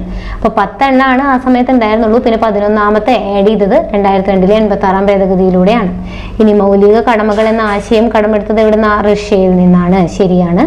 മൗലിക കടമകളെ കുറിച്ച് പ്രതിപാദിക്കുന്ന ഭാഗം 4 ആണോ? അല്ല. ഏതാണ്? 4A ആണ്. 4A. താഴെ തന്നിട്ടുള്ള പ്രസ്താവനകളിൽ തെറ്റായ പ്രസ്താവന. തന്മാത്രകളുടെ ഗതികോർജം 0 മാറുന്ന താപനില -273.15 ഡിഗ്രി സെൽഷ്യസ് ആണ്. ഇനി ഒരു പദാർത്ഥത്തിലെ തന്മാത്രകളുടെ ആകെ ഗതികോർജത്തിന്റെ അളവാണ് താപനില. സെൽഷ്യസ് സ്കെയിലിലും കെൽവിൻ സ്കെയിലിലും ഒരേ മൂല്യം കാണിക്കുന്ന ഊഷ്മാവ് -40 ആണ്. താപനില വർധനയുടെ ഫലമായി ഒരു വസ്തുവിന്റെ വലിപ്പത്തിലുണ്ടാകുന്ന വർധനവാണ് താപീയ വികാസം. അപ്പൊ ഇതിൽ ഏതൊക്കെയാ ശരി? ഓപ്ഷൻ എ ശരിയാണ്. ഇത് നമ്മൾ അബ്സല്യൂട്ട് ടെമ്പറേച്ചർ എന്ന് പറയും. ആ സമയത്ത് ഒരു പദാർത്ഥത്തിലുള്ള തന്മാത്രകളുടെ ഒക്കെ ഗതികോർജം എന്തായി മാറുകയാണ്? 0 മാറുകയാണ്. ഇനി സെൽഷ്യസ് സ്കെയിലിലും കെൽവിൻ സ്കെയിലിലും, സെൽഷ്യസിലും കെൽവിനിലും ഒരുപോലെ വരുന്നത് -40 ആണ് ഊഷ്മാവ്. താപനില വർധനയുടെ ഫലമായിട്ട് ഒരു വസ്തുവിന്റെ വലുപ്പത്തിലുണ്ടാകുന്ന വർധനവാണ് എന്ത്? താപീയ വികാസം. അപ്പൊ ഏതാ തെറ്റ്? ഇതാണ് തെറ്റ്. ഇതെന്താണ്? ഒരു പദാർത്ഥത്തിലെ ആകെ ഗതികോർജത്തിന്റെ അളവിനെ നമ്മൾ താപം എന്നാണ് വിളിക്കുക. താപനില എന്താ? ശരാശരി ഗതികോർജത്തിന്റെ അളവാണ്. ശരാശരി ഗതികോർജത്തിന്റെ അളവാണ്. ഇനി താഴെ തന്നിട്ടുള്ള പ്രസ്താവനകളിൽ തെറ്റായ പ്രസ്താവന. ജലത്തിന് ഏറ്റവും കുറവ് സാന്ദ്രത അനുഭവപ്പെടുന്ന താപനില 4 ഡിഗ്രി സെൽഷ്യസ് ആണ്. മനുഷ്യന്റെ ശരീരോഷ്മാവ് 98.6 ഡിഗ്രി ഫാരൻഹീറ്റ് ആണ്. ടങ്സ്റ്റന്റെ ദ്രവണാങ്കം 3410 ഡിഗ്രി സെൽഷ്യസ് ആണ്. സൂര്യന്റെ ഉപരിതല താപനില 5500 ഡിഗ്രി സെൽഷ്യസ് ആണ്. അപ്പൊ ഇത് നമുക്കറിയാം. സൂര്യന്റെ താപനില 5500 ശരിയാണ്. പ്രീവിയസ് ക്വസ്റ്റ്യൻ ആണ്. ടങ്സ്റ്റന്റെ ദ്രവണാങ്കം പ്രീവിയസ് ക്വസ്റ്റ്യൻ ആണ്. 3410 ഡിഗ്രി ആണ്. ഏറ്റവും കൂടുതൽ ദ്രവണാങ്കം ഉള്ളത് ടങ്സ്റ്റൺ ആണ്. ഇനി മനുഷ്യന്റെ ശരീരോഷ്മാവ് പ്രീവിയസ് ക്വസ്റ്റ്യൻ ആണ്. എത്രയാ? 37 ഡിഗ്രി സെൽഷ്യസ്. അതായത് 36.9 ഡിഗ്രി സെൽഷ്യസ് ആണ്. നമുക്ക് റൗണ്ട് ചെയ്ത് 37 ഡിഗ്രി സെൽഷ്യസ് എന്ന് പറയാം. അല്ലെങ്കിൽ 98.6 ഡിഗ്രി ഫാരൻഹീറ്റ് ആണ്. ഇതെന്താ? ഇത് തെറ്റാണ്. എന്താ? ജലത്തിന് ഏറ്റവും കുറവ് സാന്ദ്രതയല്ല, ഏറ്റവും കുറവ് വ്യാപ്തം അനുഭവപ്പെടുന്ന താപനിലയാണ് 4 ഡിഗ്രി സെൽഷ്യസ്. അല്ലെങ്കിൽ കൂടുതൽ സാന്ദ്രത എന്ന് പറയണം. ഒന്നില്ലെങ്കിൽ സാന്ദ്രത കൂടുതൽ അല്ലെങ്കിൽ വ്യാപ്തം കുറവ്. അതാണ് 4 ഡിഗ്രി സെൽഷ്യസ്. സൂര്യനിൽ നിന്ന് താപം ഭൂമിയിലെത്തുന്ന പ്രക്രിയ ഏതാണ്? വികിരണമാണ്. അതായത് ബൾബിന് താഴെ നിൽക്കുന്ന ഒരാൾക്ക് ചൂട് അനുഭവപ്പെടുന്നതും എന്തുകൊണ്ടാണ്? വികിരണം മൂലമാണ്. വിശിഷ്ട താപധാരിത ഏറ്റവും കൂടുതലുള്ള പദാർത്ഥം ഏതാണ്? വിശിഷ്ട താപധാരിത ഏറ്റവും കൂടുതലുള്ളത് ജലത്തിനാണ്. അപ്പൊ ഹൈഡ്രജൻ ആരാ? വിശിഷ്ട താപധാരിത ഏറ്റവും കൂടുതലുള്ള മൂലകമാണ് ഹൈഡ്രജൻ. വിശിഷ്ട താപധാരിത ഏറ്റവും കുറവുള്ളതാണ് സ്വർണം. ഇനി താഴ്ന്ന താപനിലയിലുള്ള ദ്രവ്യത്തിന്റെ അവസ്ഥ ഏതാണ്? താഴ്ന്ന താപനിലയിലുള്ള ദ്രവ്യത്തിന്റെ അവസ്ഥ ഫെർമിയോണിക് കണ്ടൻസേറ്റ് ആണ്. Fermionic condensate. ഒരേ സമയം വൈദ്യുതചാലകമായും വൈദ്യുതരോധിയായിട്ടും അവതരിപ്പിക്കാൻ കഴിയുന്ന ദ്രവ്യരൂപം. ഒരേ സമയം വൈദ്യുതചാലകമായിട്ടും വൈദ്യുതരോധിയായും പ്രവർത്തിക്കുന്ന ദ്രവ്യത്തിന്റെ അവസ്ഥ ഏതാണ്? Jan teller metal. 9ാമത്തെ അവസ്ഥയാണ് ജാൻ ടെല്ലർ മെറ്റൽ. താഴെ തന്നിട്ടുള്ള പ്രസ്താവനകളിൽ തെറ്റായ പ്രസ്താവനയാണ് ചോദിക്കുന്നത്. ദൈവകണം എന്നറിയപ്പെടുന്നത് ഹിഗ്സ് ബോസോൺ ആണ്. ശരിയാണ്. പ്രപഞ്ചത്തിലെ എല്ലാ പദാർത്ഥങ്ങളിലും കാണപ്പെടുന്ന അടിസ്ഥാനപരമായ പ്രാഥമിക കണങ്ങളാണ് ക്വാർക്ക്. ആണോ? അതും ശരിയാണ്, ക്വാർക്കുകൾ തന്നെയാണ്. ഇനി ഉയർന്ന താപനിലയിൽ അയോണീകരിക്കപ്പെട്ട അവസ്ഥയിൽ ദ്രവ്യം സ്ഥിതി ചെയ്യുന്ന അവസ്ഥയാണ് എന്ത്? പ്ലാസ്മ. ശരിയാണ്, അതും ശരിയായിട്ടുള്ള പ്രസ്താവനയാണ്. ഇനി എന്താ പറഞ്ഞിട്ടുള്ളത്? മാസ് അളക്കുന്നതിനുള്ള ഉപകരണം. മാസ് അളക്കുന്നതിനുള്ള ഉപകരണം ആണ് സ്പ്രിംഗ് ത്രാസ്. തെറ്റാണ്. സ്പ്രിംഗ് ത്രാസ് എന്താ? മാസ് അളക്കുന്നതാണോ? അല്ല, ഭാരം അളക്കുന്നതിനുള്ളതാണ്. മാസിന്റെ നമ്മൾ എന്താ പറയാ? Common balance. സാധാരണ ത്രാസ് കോമൺ ബാലൻസ് ആണ് മാസ് അളക്കാനുള്ളത്. സ്പ്രിംഗ് ബാലൻസ് ഭാരം അളക്കുന്നതാണ്. ശബ്ദത്തിന് ഏറ്റവും കൂടുതൽ വേഗതയുള്ളത് ഏതിലാണ്? ശബ്ദത്തിന് സഞ്ചരിക്കാൻ മാധ്യമം ആവശ്യമാണ്. അതുകൊണ്ട് ശബ്ദം ശൂന്യതയിലൂടെ സഞ്ചരിക്കില്ല. ഏതാണ്? ഖരമാണ് ഏറ്റവും കൂടുതൽ വേഗതയുള്ളത്. ഖരവസ്തുക്കളിൽ.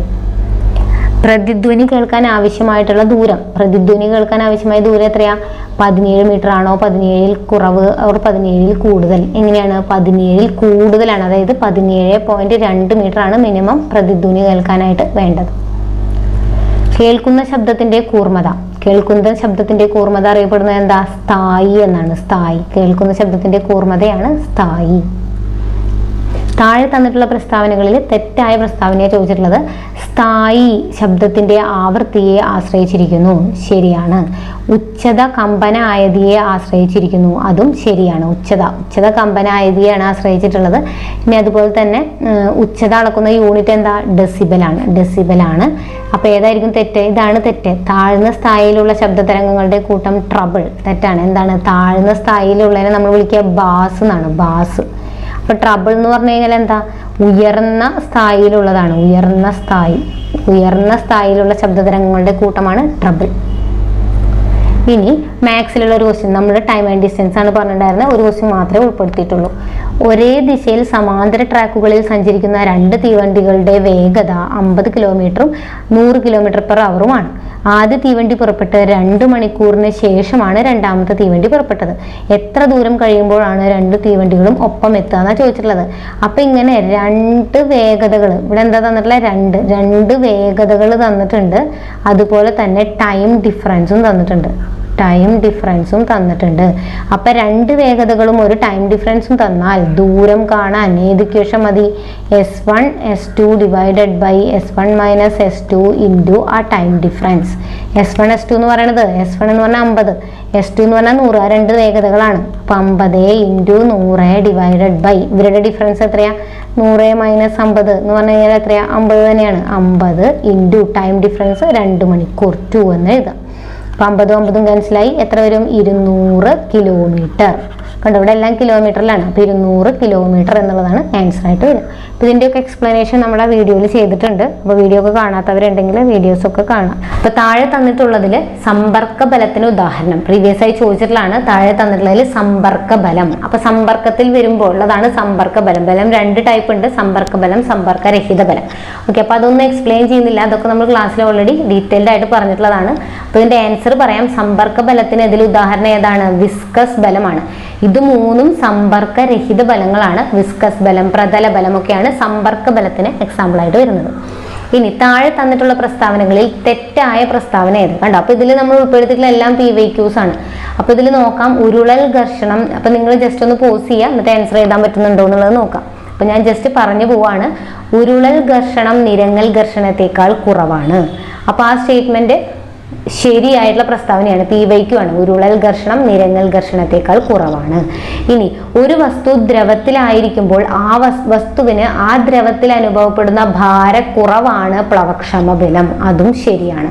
ഒരു വസ്തു ദ്രവത്തിലായിരിക്കുമ്പോൾ വസ്തുവിന് ആ ദ്രവത്തിൽ അനുഭവപ്പെടുന്ന ഭാരക്കുറവാണ് പ്ലവക്ഷമ ബലം. ഇനി നിശ്ചലാവസ്ഥയിലുള്ള ദ്രവത്തിലെ ഒരേ ഉയരത്തിലുള്ള എല്ലാ ബിന്ദുക്കളിലും ഒരേ മർദ്ദമായിരിക്കും. അതും ശരിയാണ്. പാസ്കൽ ലോ പറയുന്ന ഒരു പോയിന്റ് ആണത്. നിശ്ചലാവസ്ഥയിലുള്ള ദ്രവത്തിലെ ഒരേ ഉയരത്തിലുള്ള എല്ലാ ബിന്ദുക്കളിലും ഒരേ മർദ്ദമായിരിക്കും.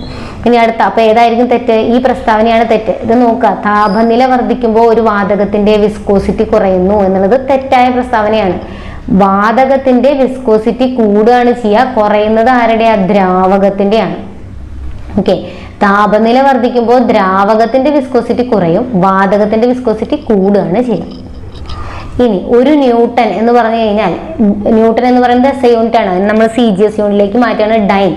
ഒരു ന്യൂട്ടൺ എന്ന് പറഞ്ഞു കഴിഞ്ഞാൽ എത്രയാണ്? 10⁵ ഡൈൻ ആണ്. 10⁵ ഡൈൻ ആണ്.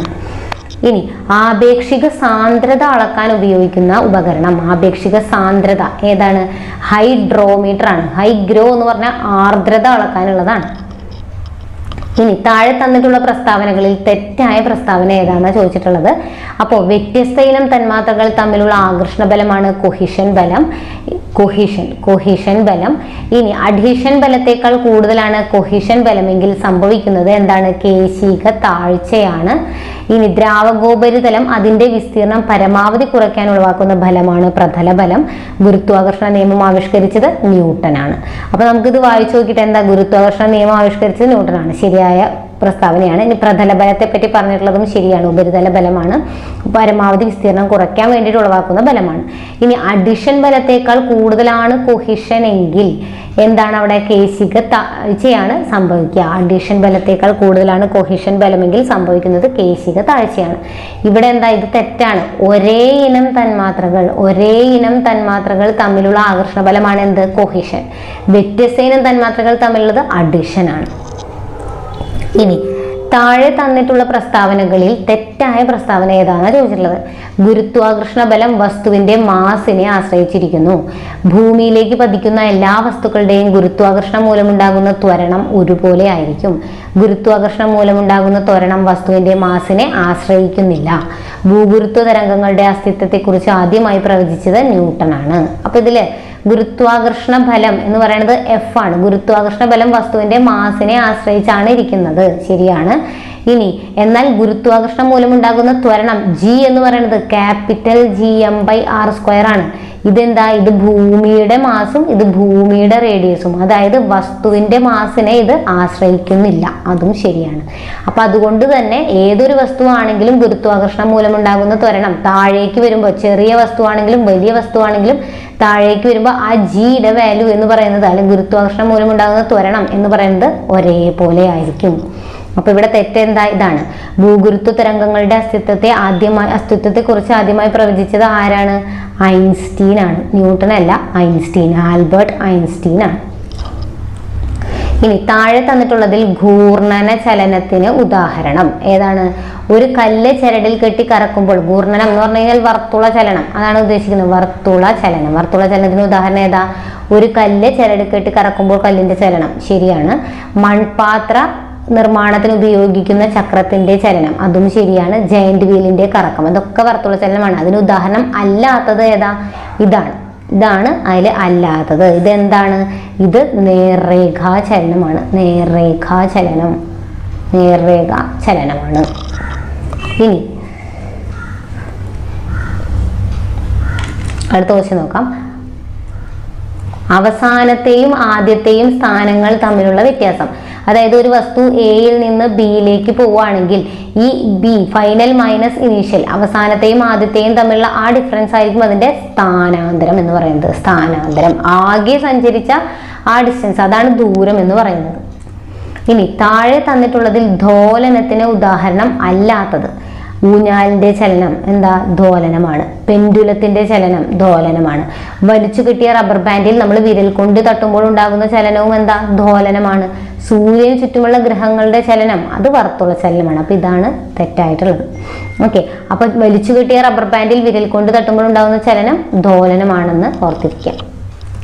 ഇനി താഴെ തന്നിട്ടുള്ള പ്രസ്താവനകളിൽ തെറ്റായത് ഏതാന്ന് ചോദിച്ചിട്ടില്ല, പ്രീവിയസ് ക്വസ്റ്റ്യൻ ആണ്. അപ്പൊ ഇതില് വേഗത നമുക്കറിയാം, എസ് വേഗത equal to distance by time ആണ്. Distance by time. ഓക്കെ, വേഗത s equal to d by t ആണ്. അപ്പൊ ഇത് ശരിയാണല്ലോ, ഡി ബൈ ടി ശരിയാണ്. അപ്പൊ ഇവിടെ ഡി എന്ന് പറഞ്ഞാൽ ഇതിനെ ഇങ്ങോട്ട് കൊണ്ടുപോകാം, S into T, S into T, അതും ശരിയാണ്. ഇനി ടി എന്ന് പറഞ്ഞാൽ എസിനെ ഇങ്ങോട്ട് കൊണ്ടുവരണം, ഡി ബൈ എസ് ആണ്, ഡി ബൈ എസ് ആണ്, ഇതും ശരിയാണ്. ഇതാണ് ഇവിടെ തെറ്റായിട്ടുള്ള പ്രസ്താവന. ഇതാണ് ഇവിടെ തെറ്റായിട്ടുള്ള പ്രസ്താവന. ഇനി പോൾ വോൾട്ട് താരം ചാടി വീഴുന്നത് ഒരു ഫോം ബെഡിലേക്ക് ആയതിനാൽ പരുക്ക് ഏൽക്കുന്നില്ല. ഇവിടെ പ്രയോജനപ്പെടുത്തിയിട്ടുള്ള ന്യൂട്ടന്റെ നിയമം ഏതാണെന്ന് ചോദിച്ചിട്ടുള്ളത്. അതായത് അവിടുത്തെ ആക്കം, ആ ആഘാതം കുറയുന്നു. ഫോം ബെഡിലേക്ക് വീഴുമ്പോൾ അവിടെ ഉണ്ടാകുന്ന ആ ആഘാതം കുറയുന്നതുമായി ബന്ധപ്പെട്ടുള്ളതാണിത്. അതായത് രണ്ടാം ചലന നിയമമാണ്. എന്താണ്? Rate of change of momentum. ആക്ക വ്യത്യാസത്തിന്റെ നിരക്ക് എന്ന് പറഞ്ഞു കഴിഞ്ഞാൽ നമ്മൾ അപ്ലൈ ചെയ്യുന്ന ആ ഫോഴ്സിന് നേർ അനുപാതത്തിലായിരിക്കും. ഇത് പി വൈക്യു ആണ് കേട്ടോ, ഇതും പി വൈക്യു ആണ്. അപ്പൊ രണ്ടാം ചലന നിയമമാണ് ഇവിടെ പ്രയോജനപ്പെടുത്തിയിട്ടുള്ളത്. ഇനി ലോ ഓഫ് ഇനേർഷ്യ എന്നറിയപ്പെടുന്നത് എന്താ? ന്യൂട്ടന്റെ ഒന്നാം ചലന നിയമമാണ്. ഓടിക്കൊണ്ടിരിക്കുന്ന ഒരു അത്ലറ്റ് ഫിനിഷിംഗ് ലൈൻ എത്തിയാൽ ഉടൻ ഓട്ടം അവസാനിപ്പിക്കാൻ കഴിയുന്നില്ല. കാരണം അത് ചലനത്തിലാണ്. അപ്പൊ ആ ചലനാവസ്ഥ പെട്ടെന്ന് നിർത്താൻ നമുക്ക് പറ്റില്ല. ചലനത്തിൽ തന്നെ തുടർന്നുകൊണ്ടിരിക്കാനായിട്ട് ആഗ്രഹിക്കുന്നു. അതിനെ ചലന ജഡത്വം എന്ന് പറയുന്നു. അത് ഏത് അവസ്ഥയിലാണോ അതിൽ തന്നെ തുടർന്നുകൊണ്ടിരിക്കാനാണ് അത് ആഗ്രഹിക്കുക. അതാണ് ജഡത്വം. അതിന്റെ അവസ്ഥയ്ക്ക് അതിന് മാറ്റം വരുത്താൻ പറ്റില്ല. അപ്പൊ ചലന ജഡത്വത്തിന് എക്സാമ്പിൾ ആണിത്. ഇനി 12 കിലോഗ്രാം പിണ്ഡമുള്ള ഒരു വസ്തു 1 സെക്കൻഡിൽ 2 മീറ്റർ വേഗത്തിൽ സഞ്ചരിക്കുന്ന ആ വസ്തുവിന്റെ ആക്കം. അപ്പൊ 12 മീറ്റർ ആണ്, മാസ് തന്നിട്ടുണ്ട് 12 കിലോഗ്രാം ആണ്. ഇനി 1 സെക്കൻഡിൽ 2 മീറ്റർ, അതായത് 2 മീറ്റർ പെർ സെക്കൻഡ് എന്നാണ് അത് അർത്ഥം. 1 സെക്കൻഡിൽ 2 മീറ്റർ എന്ന് പറഞ്ഞു കഴിഞ്ഞാൽ അവിടെ എന്താ ഉദ്ദേശിച്ചത്? വെലോസിറ്റി ആണ് 2 മീറ്റർ പെർ സെക്കൻഡ്. ആക്കം കാണാനാണ് പഠിച്ചിട്ടുള്ളത്. ആക്കം എന്ന് പറഞ്ഞു കഴിഞ്ഞാൽ മൊമെന്റത്തിന്റെ ഇക്വേഷൻ എന്താ? ഈ മാസ് ഇൻറ്റു വെലോസിറ്റി. 12 ഇൻറ്റു 2 എത്ര വരും? 24 എന്നതാണ് ആൻസർ വരിക. 24 പി വൈക്യു ആണ് കേട്ടോ. ഇനി പ്രൊജക്ടൈലിന് പരമാവധി റേഞ്ച് ലഭിക്കുന്ന കോണളവ് എത്രയാണ്? പ്രൊജക്ടൈലിന് പരമാവധി റേഞ്ച് ലഭിക്കുന്ന കോണളവ് 45 ഡിഗ്രി ആണ്. 45 ഡിഗ്രി. താഴെ തന്നിട്ടുള്ള പ്രസ്താവനകളിൽ തെറ്റായ പ്രസ്താവന ഏതാണെന്ന് ചോദിച്ചിട്ടുള്ളത്. സൗരയൂഥം ഉൾപ്പെട്ട ഗാലക്സിയാണ് ക്ഷീരപഥം. ശരിയാണ്. ഇനി സൗരയൂഥത്തിന്റെ കേന്ദ്രം സൂര്യനാണ് എന്ന് പറഞ്ഞത് ആരാ? കോപ്പർനിക്കസ് ആണ്. ഇനി ചൊവ്വയ്ക്കും ബുധനും ഇടയിലായി കാണപ്പെടുന്ന ചെറുഗ്രഹങ്ങളാണ് ഗ്രഹങ്ങൾ പോലുള്ള ശിലാകഷ്ണങ്ങളാണ് ക്ഷുദ്രഗ്രഹങ്ങൾ. കൊള്ളിമീനുകൾ എന്നറിയപ്പെടുന്നവയാണ് ഉൽക്കകൾ. ഇതിലേതാ ശരി? ഇതാണ് ശരി. കൊള്ളിമീനുകൾ എന്നറിയപ്പെടുന്നവയാണ് ഉൽക്കകൾ. ഇതെന്താണ്? ഇത് തെറ്റായ പ്രസ്താവന. ചൊവ്വയ്ക്കും ബുധനും ഇടയ്ക്കല്ല, ചൊവ്വയ്ക്കും വ്യാഴത്തിനും ഇടയിലായി കാണപ്പെടുന്ന ചെറുഗ്രഹങ്ങൾ പോലുള്ള ശിലാകഷ്ണങ്ങളാണ് എന്ത്? ക്ഷുദ്രഗ്രഹങ്ങൾ എന്ന് പറയുന്നത്.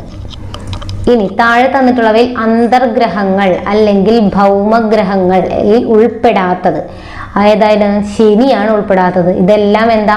ഭൗമഗ്രഹങ്ങളാണ്. ഭൂമി, ശുക്രൻ, ബുധൻ, പിന്നെ എന്തും കൂടെ ഉണ്ട്? ചൊവ്വയും കൂടെ ഉണ്ട്. ബാക്കിയുള്ളതെല്ലാം ബഹിർഗ്രഹങ്ങളാണ്. ഇനി താഴെ തന്നിട്ടുള്ള പ്രസ്താവനകളിൽ തെറ്റായ പ്രസ്താവനയെ ചോദിച്ചിട്ടുള്ളത്. ഉപഗ്രഹങ്ങളില്ലാത്ത ഗ്രഹമാണ് ബുധൻ. ശരിയാണ്. ബുധനും ശുക്രനും ഉപഗ്രഹങ്ങളില്ല. ചുറ്റും വലയങ്ങൾ കാണപ്പെടുന്ന ഗ്രഹമാണ് ശനി. ശരിയാണ്. ഏറ്റവും വലിയ ഗ്രഹമാണ് വ്യാഴം. അതും ശരിയാണ്. അപ്പൊ തെറ്റായ പ്രസ്താവന ഏതാ? ഇതാണ്. എന്താണിത്? വ്യാഴത്തിന്റെ ഉപഗ്രഹമാണ് ഫോബോസ്. ആണോ? അല്ല. ഫോബോസ് എന്ന് പറഞ്ഞാൽ ആരുടെ? ചൊവ്വയുടെ ഉപഗ്രഹമാണ്. കറുത്ത ചന്ദ്രൻ എന്നറിയപ്പെടുന്ന ഉപഗ്രഹമാണ് ഫോബോസ്. വ്യാഴത്തിന്റെ ഏതാണ്? ഗാനിമീഡ്. ഇനി സൂര്യനിൽ നിന്നുള്ള അകലം കൂടി വരുന്നതിന്റെ ശരിയായ ക്രമം. ഓക്കെ, അപ്പൊ സൂര്യനിൽ നിന്ന് ഏറ്റവും അടുത്ത് സ്ഥിതി ചെയ്യുന്ന ബുധനാണ് നമുക്കറിയാം. ബുധൻ, പിന്നെ ശുക്രൻ, പിന്നെ ഭൂമി, പിന്നെ ചൊവ്വ. ഇതാണ് ഓർഡർ. ബുധൻ, ശുക്രൻ, ഭൂമി, ചൊവ്വ. ഇനി വ്യാഴം വരും, ശനി, യുറാനസ്, നെപ്റ്റ്യൂൺ. അങ്ങനെയാണ് സൂര്യനിൽ നിന്നുള്ള അകലത്തിന്റെ ഓർഡർ. യുറാനസ് കണ്ടുപിടിച്ചത് ആദ്യമായി ടെലിസ്കോപ്പിലൂടെ കണ്ടുപിടിച്ച ഗ്രഹമാണ് യുറാനസ്. യുറാനസ് കണ്ടുപിടിച്ചത് ആരാ? വില്യം ഹെർഷൽ ആണ്. ഭൂമിയുടെ ഇരട്ട എന്നറിയപ്പെടുന്ന ഗ്രഹം ഏതാ? ശുക്രനാണ്, ശുക്രൻ. ഇനി ശനിയുടെ ഒരു ഉപഗ്രഹമുണ്ട് ടൈറ്റൻ, അതും ഭൂമിയുടെ അപരൻ, ഭൂമിയുടെ ഇരട്ട എന്നറിയപ്പെടുന്ന ഉപഗ്രഹമാണത്. ഇനി താഴെ തന്നിട്ടുള്ള പ്രസ്താവനകളിൽ തെറ്റായത് ഏതാണെന്ന് ചോദിച്ചിട്ടുള്ളത്. പ്രകാശത്തിന് സഞ്ചരിക്കാൻ മാധ്യമം ആവശ്യമില്ല. ശരിയാണ്. പ്രകാശം ഒരു അനുപ്രസ്ഥ തരംഗമാണ് എന്ന് കണ്ടെത്തിയത് ആഗസ്റ്റിൻ ഫ്രണലാണ്. ശരിയാണ്. പ്രകാശം ഏറ്റവും കൂടുതൽ വേഗതയിൽ സഞ്ചരിക്കുന്നത് ഖരപദാർത്ഥങ്ങളിലൂടെയാണെന്ന് കണ്ടെത്തിയത് ലിയോൺ ഫുക്കാട്ടാണ്. പ്രകാശത്തിന്റെ വേഗത ആദ്യമായി കണക്കാക്കിയത് റോമറാണ്. അപ്പൊ ഇതാണ് ശരി, ഇത് തെറ്റാണ്. എന്തുകൊണ്ടാ? പ്രകാശം ഏറ്റവും കൂടുതൽ വേഗതയിൽ സഞ്ചരിക്കുന്നത് ഖരപദാർത്ഥങ്ങളിലൂടെയല്ല, ശൂന്യതയിലൂടെയാണ് എന്ന് കണ്ടെത്തിയതാണ് ലിയോൺ ഫുക്കാൾട്ട്. ഏറ്റവും കുറവ് വേഗതയാണ് ഖരപദാർത്ഥങ്ങളിലൂടെ അതിനുള്ളത്. ഇനി ശൂന്യതയിലൂടെയുള്ള പ്രകാശത്തിന്റെ വേഗത എത്രയാ? 3×10⁸. ഇങ്ങനെയാണ് 3×10⁸ മീറ്റർ പെർ സെക്കൻഡ് ഉണ്ട്, കിലോമീറ്റർ പെർ സെക്കൻഡ് ഉണ്ട്, 340 മീറ്റർ പെർ സെക്കൻഡ് ഉണ്ട്. അപ്പൊ ഇതിലേതാ? 3×10⁸ മീറ്റർ പെർ സെക്കൻഡ് ആണ്, മീറ്റർ പെർ സെക്കൻഡ്. നക്ഷത്രങ്ങൾ മിന്നിത്തിളങ്ങാൻ കാരണം ഏത് പ്രകാശ പ്രതിഭാസമാണ്? നക്ഷത്രങ്ങൾ മിന്നിത്തിളങ്ങാൻ കാരണം അപവർത്തനമാണ്, അപവർത്തനം. 25 സെന്റിമീറ്റർ ഫോക്കസ് ദൂരമുള്ള ലെൻസിന്റെ പവർ എന്ന് പറഞ്ഞാൽ 1/f ആണ്. അപ്പൊ നമ്മൾ സാധാരണ ചെയ്യുക 1/25 ചെയ്യും. അപ്പൊ നമുക്ക് ആൻസർ എത്ര വരിക? 0.4 വരും അല്ലെ? അപ്പൊ ഇത് തെറ്റാണ്. 1/45 0.4 വന്നാൽ തെറ്റാണ്. എന്തുകൊണ്ടാ? ഫോക്കൽ ലെങ്ത്തിന്റെ ഇൻവേഴ്സ്, അതായത് റെസിപ്രോക്കൽ ആണ് പവർ, പക്ഷെ ഫോക്കൽ ലെങ്ത് എന്തിലായിരിക്കണം? ഈ ഫോക്കസ് ദൂരം മീറ്ററിലുള്ള ഫോക്കസ് ദൂരം എടുക്കണം. അതായത് 25 സെന്റിമീറ്ററിനെ മീറ്ററിലേക്ക് മാറ്റണം. 2 × 25 × 10⁻² മീറ്റർ. 25നെ എന്തിലേക്ക് മാറ്റണം? മീറ്ററിലേക്ക് മാറ്റണം. അപ്പൊ ഇവിടെ എന്താ വരിക? 25 × 10⁻² എന്നാ വരിക. അതിന്റെ റെസിപ്രോക്കൽ വേണം എടുക്കാൻ. പവർ = 1/f, അതായത് 1/25 × 10⁻². ഇത് മുകളിലേക്ക് പോകുമ്പോൾ 10⁻² എന്നാവും. അത് 100 ആണ്. /25 എത്രയാ അത് വരിക? 4 ഡയോപ്റ്റർ. കണ്ടോ? ഈ രണ്ട് ഓപ്ഷനും ഇവിടെ ഉണ്ട്. 4 ഡയോപ്റ്റർ എന്നുള്ളതാണ് ആൻസർ. അപ്പൊ ഡയോപ്റ്റർ പവറിന്റെ യൂണിറ്റ് എന്താണെന്ന് ചോദിക്കും, ഡയോപ്റ്റർ ആണ്. താഴെ തന്നിട്ടുള്ള പ്രസ്താവനകളിൽ തെറ്റായ പ്രസ്താവന ഏതാന്നാ ചോദിക്കണേ. സൂര്യന് ചുറ്റും വലയം കാണാൻ കാരണം വിഭങ്കനമാണ്. പ്രകാശം ഘടകങ്ങളായി മാറുന്ന പ്രതിഭാസമാണ് പ്രകീർണനം. അപ്പൊ ഇത് ശരിയാണ്, വിഭങ്കനമാണ്, ഡിഫ്രാക്ഷൻ. അതിനാണ് വിഭങ്കനം എന്ന് പറയാം. അത് സൂര്യന് ചുറ്റുമുള്ള വലയം CD DVD ഉള്ളത് അതൊക്കെ ഡിഫ്രാക്ഷൻ മൂലമാണ്. ഇനി പ്രകാശം അതിന്റെ ഘടകവർണ്ണങ്ങളായി പിരിയുന്ന പ്രതിഭാസം ഏതാ? പ്രകീർണനം, ഡിസ്പേർഷൻ തന്നെയാണ്. ഇനി ഒപ്റ്റിക്കൽ ഫൈബറിൽ പ്രയോജനപ്പെടുത്തിയിട്ടുള്ള എന്താ? ടോട്ടൽ ഇന്റേണൽ റിഫ്ലക്ഷൻ, പൂർണ്ണാന്തരിക പ്രതിഫലനം. ശരിയാണ്. അപ്പൊ ഇതാണ് തെറ്റ്. ഉദയാസ്തമയങ്ങളിൽ ചക്രവാളങ്ങളിൽ ചുവപ്പ് നിറത്തിന് കാരണം വ്യതികരണം എന്ന് വെച്ചാൽ ഇന്റർഫറൻസ് ആണ്. അതല്ല, എന്താണ്? വിസരണമാണ്, വിസരണം. ഓക്കെ. ഇനി കേരളത്തിന്റെ തെക്ക് വടക്ക് നീളം എത്രയാ? തെക്ക് വടക്ക് നീളം എന്ന് പറഞ്ഞാൽ 560 ആണ്. തെക്ക് വടക്ക് 560. ഇത് കടൽ തീര ദൈർഘ്യമാണ് 580. താഴെ തന്നിട്ടുള്ള പ്രസ്താവനകളിൽ തെറ്റ് ഏതാണെന്നാണ് ചോദിച്ചിട്ടുള്ളത്. കേരളത്തിലെ ഏറ്റവും വലിയ ജില്ല പാലക്കാടാണ്. ഏറ്റവും ചെറിയ ജില്ല ആലപ്പുഴയാണ്. ജനസാന്ദ്രത കുറവുള്ളത് ഇടുക്കിയാണ്. സാക്ഷരത കൂടിയത് പത്തനംതിട്ടയാണ്. ഏതാ തെറ്റ്? ഇതാണ് തെറ്റ്. ഇതൊക്കെ PVQ ആണ് കേട്ടോ. ഏറ്റവും ചെറുത് ആലപ്പുഴ, ജനസാന്ദ്രത കുറഞ്ഞത് ഇടുക്കി, സാക്ഷരത കൂടിയത് പത്തനംതിട്ട. ഏറ്റവും വലിയ ജില്ല ഏതാ? ഇടുക്കിയാണ്, പാലക്കാടല്ല, ഇടുക്കി. കേരളത്തിലെ താലൂക്കുകളുടെ എണ്ണം എപ്പോഴും ചോദിക്കുന്നതാണ്. കേരളത്തിലെ താലൂക്ക് 78 ആണ്. താലൂക്ക് 78. 87 എന്ന് പറഞ്ഞാൽ മുനിസിപ്പാലിറ്റി, 27 റവന്യൂ ഡിവിഷനുകളാണ്. താലൂക്കുകളുടെ എണ്ണം 78 ആണ്. കാഷ്യ ഫിസ്റ്റുല എന്ന് പറയുന്നത് എന്തിന്റെ ശാസ്ത്രീയ നാമമാണ്? കാഷ്യ ഫിസ്റ്റുല എന്തിന്റെയാണ്? കേരളത്തിന്റെ ഔദ്യോഗിക പുഷ്പമായിട്ടുള്ള കണിക്കൊന്നയുടെയാണ്. പമ്പാ നദി ഉത്ഭവിക്കുന്നത് എവിടെ നിന്നാണ്? പമ്പാ നദി ഉത്ഭവിക്കുന്നത് പുളിച്ചിമല. ആനമലയിൽ നിന്ന് ഉത്ഭവിക്കുന്നത് ഏതാ? ഭാരതപ്പുഴ. ശിവഗിരി മലയിൽ നിന്ന് ഉത്ഭവിക്കുന്നത് പെരിയാറ്. ഇളമ്പലേരിക്കുന്ന് ചാലിയാർ. കേരളത്തിൽ സ്വർണ്ണ നിക്ഷേപം കണ്ടെത്തിയ നദീതീരം ഏതാ? സ്വർണ്ണ നിക്ഷേപം കണ്ടെത്തിയത് ചാലിയാർ ആണ്, ചാലിയാർ. കിഴക്കോട്ട് ഒഴുകുന്ന നദികളിൽ വലുത്. കിഴക്കോട്ട് ഒഴുകുന്ന നദികൾ ഏതൊക്കെയാ? അതെ, ഇതൊക്കെയാണ്. ഇത് പഠിക്കണം. കബനി, ഭവാനി, പാമ്പാർ. അതിൽ വലുത് ഏതാണ്? കബനിയാണ്. പാമ്പാറാണ് ചെറുത്. പാമ്പാറാണ് ചെറുത്. ഇനി ചേരുമ്പടി ചേർക്കാനാണ് ഓരോരുത്തരുടെ പേരുകൾ തന്നേക്കാം. ചൂർണി എന്നറിയപ്പെടുന്നത് ഏതാ? ചൂർണി. പൂർണ്ണ എന്നൊക്കെ അറിയപ്പെടുന്നത് പെരിയാറാണ്. ബാരിസ് തിരുവിതാംകൂറിന്റെ ജീവരേഖ എന്നൊക്കെ അറിയപ്പെടുന്നത് പമ്പയാണ്. പമ്പയാണ്. പേരാർ എന്നറിയപ്പെടുന്നത് പേരാർ, നിള, നൈൽ എന്നൊക്കെ അറിയപ്പെടുന്നത് ഭാരതപ്പുഴയാണ്. ബേപ്പൂർ പുഴ, ചൂലിക നദി എന്നൊക്കെ അറിയപ്പെടുന്നത് ചാലിയാറാണ്. ചാലിയാറാണ്. അപ്പൊ ഏതാ A4 B3 A4 B3 ഇത് ഇതാണ് വരെ A4 B3 C1 D2. Vembanad കായൽ വ്യാപിച്ചു കിടക്കുന്ന ജില്ലകൾ. വേമ്പനാട്ട് കായൽ ഏതൊക്കെ ജില്ലകളിലൂടെ? എറണാകുളം, ആലപ്പുഴ, കോട്ടയം. എറണാകുളം, ആലപ്പുഴ, കോട്ടയം. ആശ്രാമം കായൽ സ്ഥിതി ചെയ്യുന്നത്, ആശ്രാമം കായൽ എന്ന് പറഞ്ഞാൽ അഷ്ടമുടി കായലാണ്. അത് എവിടെ സ്ഥിതി ചെയ്യുന്നത്? കൊല്ലം ജില്ലയിലാണ്. കൊല്ലം ജില്ലയിലാണ്. കേരളത്തിലെ ഏറ്റവും വലിയ ശുദ്ധജല തടാകം ഏതാണ്? കേരളത്തിലെ ഏറ്റവും വലിയ ശുദ്ധജല തടാകം ശാസ്താംകോട്ട കായലാണ്. ശാസ്താംകോട്ട കായൽ. അപ്പൊ വെള്ളായണി എന്ന് പറയുമ്പോൾ അത് തെക്ക് ഭാഗത്തുള്ള ഏറ്റവും വലിയ ശുദ്ധജല തടാകമാണ് വെള്ളായണി കായൽ. പൂക്കോട് തടാകം സ്ഥിതി ചെയ്യുന്നത്, പൂക്കോട് തടാകം വയനാടാണ്. വയനാട്. ഇരവിക്കുളം ദേശീയോദ്യാനത്തിൽ സംരക്ഷിക്കപ്പെടുന്ന മൃഗം ഏതാണ്? ഇരവിക്കുളം ദേശീയോദ്യാനത്തിൽ സംരക്ഷിക്കപ്പെടുന്ന മൃഗം തമിഴ്നാടിന്റെ സംസ്ഥാന മൃഗം എന്നൊക്കെ അറിയപ്പെടുന്നത് വരയാടാണ്. വരയാട്. കേരളത്തിലെ ചെറിയ ദേശീയോദ്യാനം ഏതാണ്? കേരളത്തിലെ ഏറ്റവും ചെറിയ ദേശീയോദ്യാനം, കേരളത്തിലെ ചെറിയ ദേശീയോദ്യാനം പാമ്പാടും ചോലയാണ്. പാമ്പാടും ചോല. സൈലന്റ് വാലിയെ ബഫർ സോണായി പ്രഖ്യാപിച്ചത്, സൈലന്റ് വാലിയെ ബഫർ സോണായി പ്രഖ്യാപിച്ചത് 2007 2007 പറയുന്നത് താഴെ തന്നിട്ടുള്ള പ്രസ്താവനകളിൽ തെറ്റായ പ്രസ്താവന ഏത് എന്നാണ് ചോദിച്ചിട്ടുള്ളത്. വന്യജീവി സങ്കേതത്തെ പറ്റിയിട്ടാണ്. കേരളത്തിലെ ഏറ്റവും വലിയ വന്യജീവി സങ്കേതം പെരിയാറാണ്. നെല്ലിക്കാംപെട്ടി ഗെയിം സെഞ്ചുറി എന്നത് പെരിയാർ വന്യജീവി സങ്കേതത്തിന്റെ പഴയ പേരാണ്. പെരിയാർ വന്യജീവി സങ്കേതത്തിനുള്ളിൽ സ്ഥിതി ചെയ്യുന്ന ആരാധനാലയം മംഗളാദേവി ക്ഷേത്രമാണ്. തേക്കടി വന്യജീവി സങ്കേതം എന്നറിയപ്പെടുന്നത് മുത്തങ്ങ വന്യജീവി സങ്കേതമാണ്. അപ്പൊ ഇതിൽ തെറ്റായത് ഏതാണെന്ന് ചോദിച്ചിട്ടുള്ളത്. നിങ്ങൾ ജസ്റ്റ് ഒന്ന് പോസ് ചെയ്യുക, എന്നിട്ട് ആൻസർ കിട്ടുന്നുണ്ടോ എന്ന് നോക്കാം. അപ്പൊ ഞാൻ ജസ്റ്റ് പറഞ്ഞു പോവാണ്. അപ്പൊ ഇതിൽ എയും ബിയും സിയും ശരിയായ പ്രസ്താവനകളാണ്. ഡി ആണ് തെറ്റായ പ്രസ്താവന. എന്താണ്? തേക്കടി വന്യജീവി സങ്കേതം എന്നറിയപ്പെടുന്നത് ഏതാ? പെരിയാർ തന്നെയാണ്. മുത്തങ്ങ വന്യജീവി സങ്കേതം അല്ല, അത് വയനാട് വന്യജീവി സങ്കേതമാണ്. തേക്കടി വന്യജീവി സങ്കേതം എന്നറിയപ്പെടുന്നത് പെരിയാർ തന്നെയാണ്. ഇനി ഇതിലൂടെ തെറ്റായ പ്രസ്താവനയാണ് ചോദിച്ചിട്ടുള്ളത്. തോൽപ്പെട്ടി വന്യജീവി സങ്കേതം എന്നറിയപ്പെടുന്നത് പറമ്പിക്കുളമാണ്. റെഡ് ഡേറ്റ ബുക്കിൽ ഉൾപ്പെട്ട വന്യജീവി സങ്കേതമാണ് പറമ്പിക്കുളം. തമിഴ്നാട്ടിലൂടെ മാത്രം പ്രവേശന കവാടമുള്ള കേരളത്തിലെ ഏക വന്യജീവി സങ്കേതമാണ് പറമ്പിക്കുളം. സ്റ്റീവ് ഇർവിൻ പാർക്ക് എന്നറിയപ്പെടുന്നത് നെയ്യാർ വന്യജീവി സങ്കേതമാണ്. അപ്പൊ ഇതില് ബിയും സിയും ഡിയും ശരിയായ പ്രസ്താവനകളാണ്. എ തെറ്റാണ്. എന്താണ്? തോൽപ്പെട്ടി വന്യജീവി സങ്കേതം എന്നറിയപ്പെടുന്നത് വയനാട് വന്യജീവി സങ്കേതമാണ്. അല്ലെങ്കിൽ മുത്തങ്ങ വന്യജീവി സങ്കേതത്തിന്റെ പേരാണ് തോൽപ്പെട്ടി വന്യജീവി സങ്കേതം. ഇനി ഇതിലൊരു തെറ്റായിട്ടുള്ളതാ ചോദിച്ചിട്ടുള്ളത്. ചാമ്പൽ, മലയണ്ണാൻ, നക്ഷത്ര ആമകൾ എന്നിവ കാണപ്പെടുന്നത് ചിന്നാർ വന്യജീവി സങ്കേതത്തിലാണ്. കേരളത്തിലെ 18ാമത് വന്യജീവി സങ്കേതമാണ് കരിമ്പുഴ. ഒരു വൃക്ഷത്തിന്റെ പേരിൽ അറിയപ്പെടുന്ന വന്യജീവി സങ്കേതമാണ് ശെന്തുരുണി. കേരളത്തിന്റെ വടക്കേ അറ്റത്ത് സ്ഥിതി ചെയ്യുന്ന വന്യജീവി സങ്കേതമായ ആറളം സ്ഥിതി ചെയ്യുന്നത് കാസർഗോഡാണ്.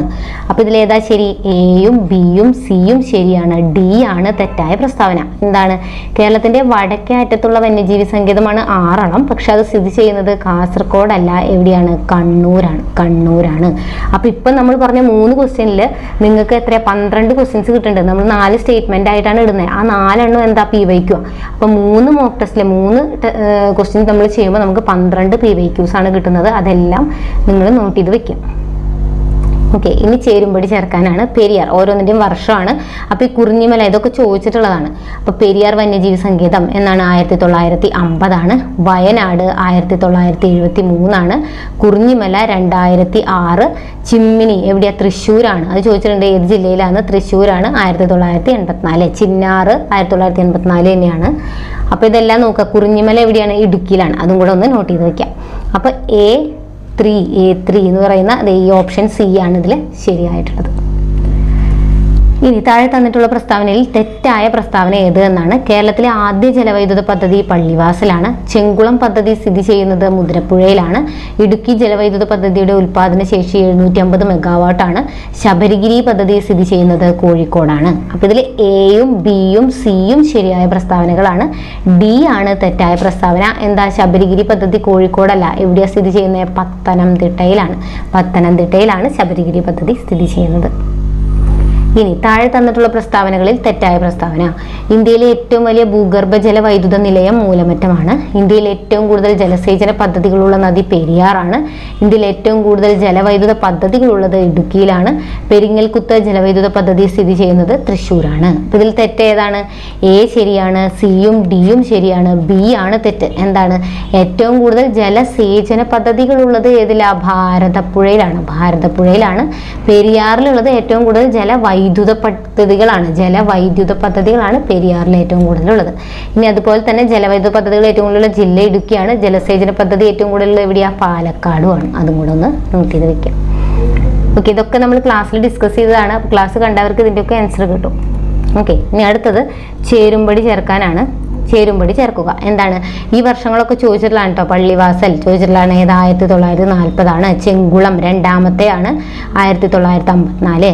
ഇടുക്കി 1975. കുറ്റ്യാടി എവിടെയാണ്? 1972. മലബാറിലെ ആദ്യത്തെയാണ് കുറ്റ്യാടി. ഇപ്പൊ ഇതൊക്കെ ചോദിച്ചിട്ടുണ്ട്. അപ്പൊ A3 എന്നുള്ളത് ഓപ്ഷൻ സി ആണ് ശരിയായിട്ടുള്ളത്.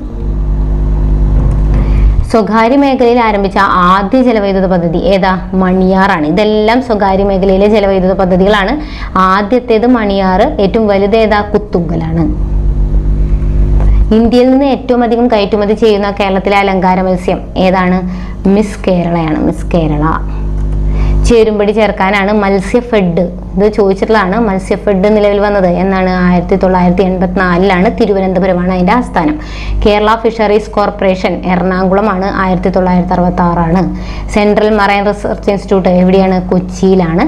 കേരള ഫിഷറീസ് ഡിപ്പാർട്ട്മെന്റ് ആസ്ഥാനം എവിടെയാ? വികാസ് ഭവൻ. 1956 വികാസ് ഭവനിലാണ്. അപ്പൊ ഇതൊക്കെ ഒന്ന് നോട്ട് ചെയ്ത് വെക്കുക. മത്സ്യഫെഡ് A3 എന്നുള്ള ഓപ്ഷൻ ബി ആണ്. ബി ഓപ്ഷനാണ് ശരിയായിട്ടുള്ളത്.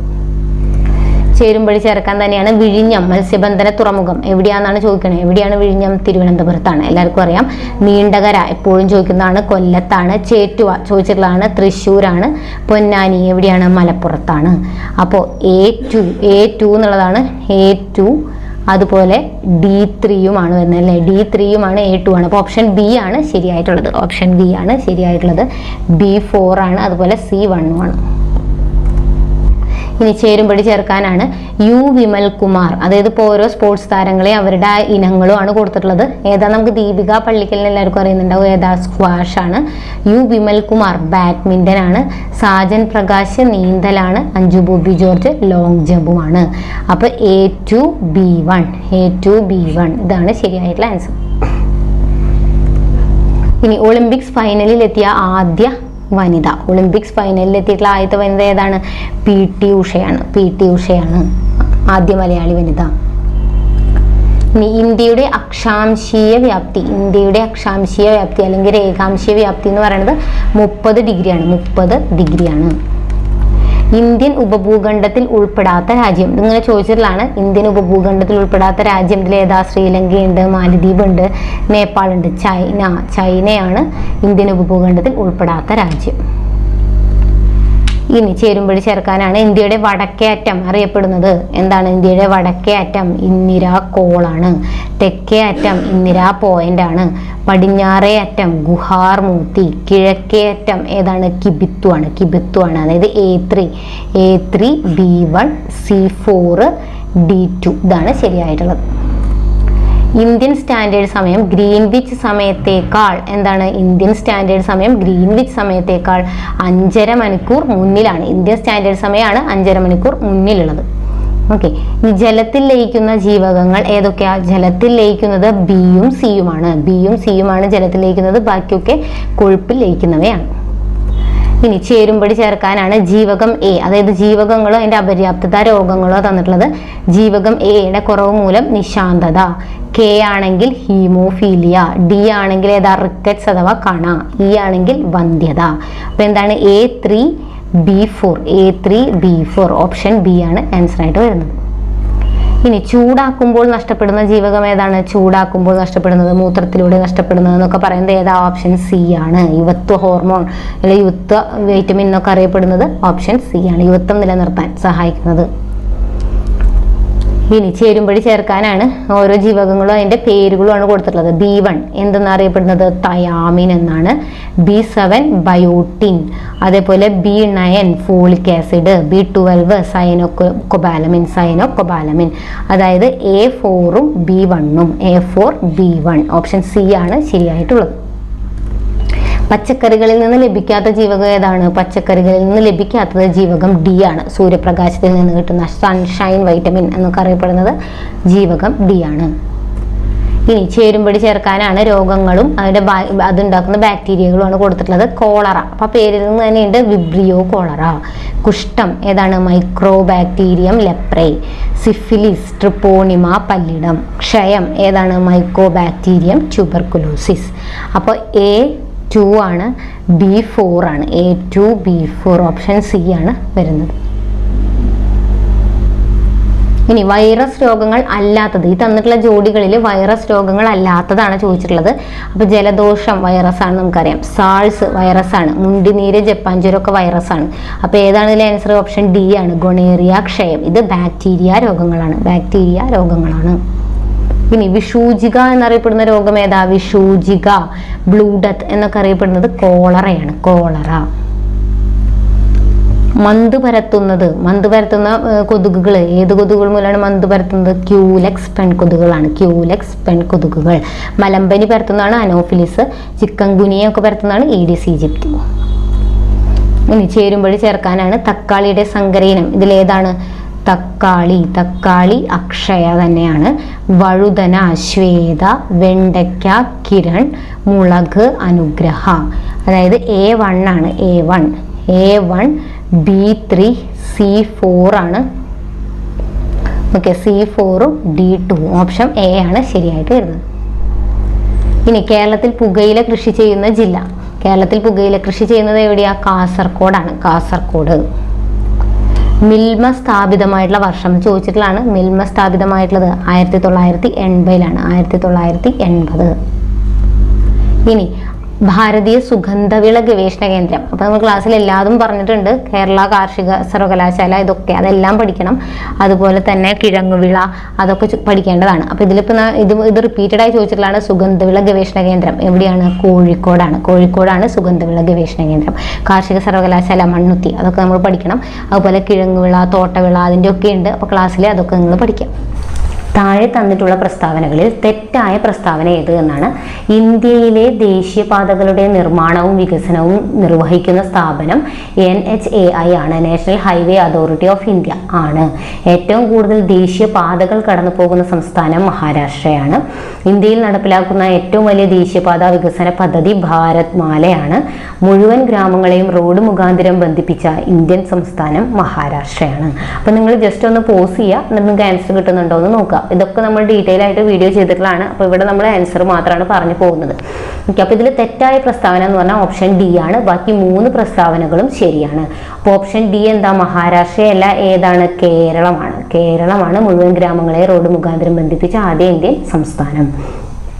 ഇനി സുവർണ ചതുഷ്കോണത്തിൽ ഉൾപ്പെടാത്ത നഗരം ഏതാണെന്നാണ്. മുംബൈ, ഡൽഹി, ബാംഗ്ലൂർ, ചെന്നൈ. ഏതാണ്?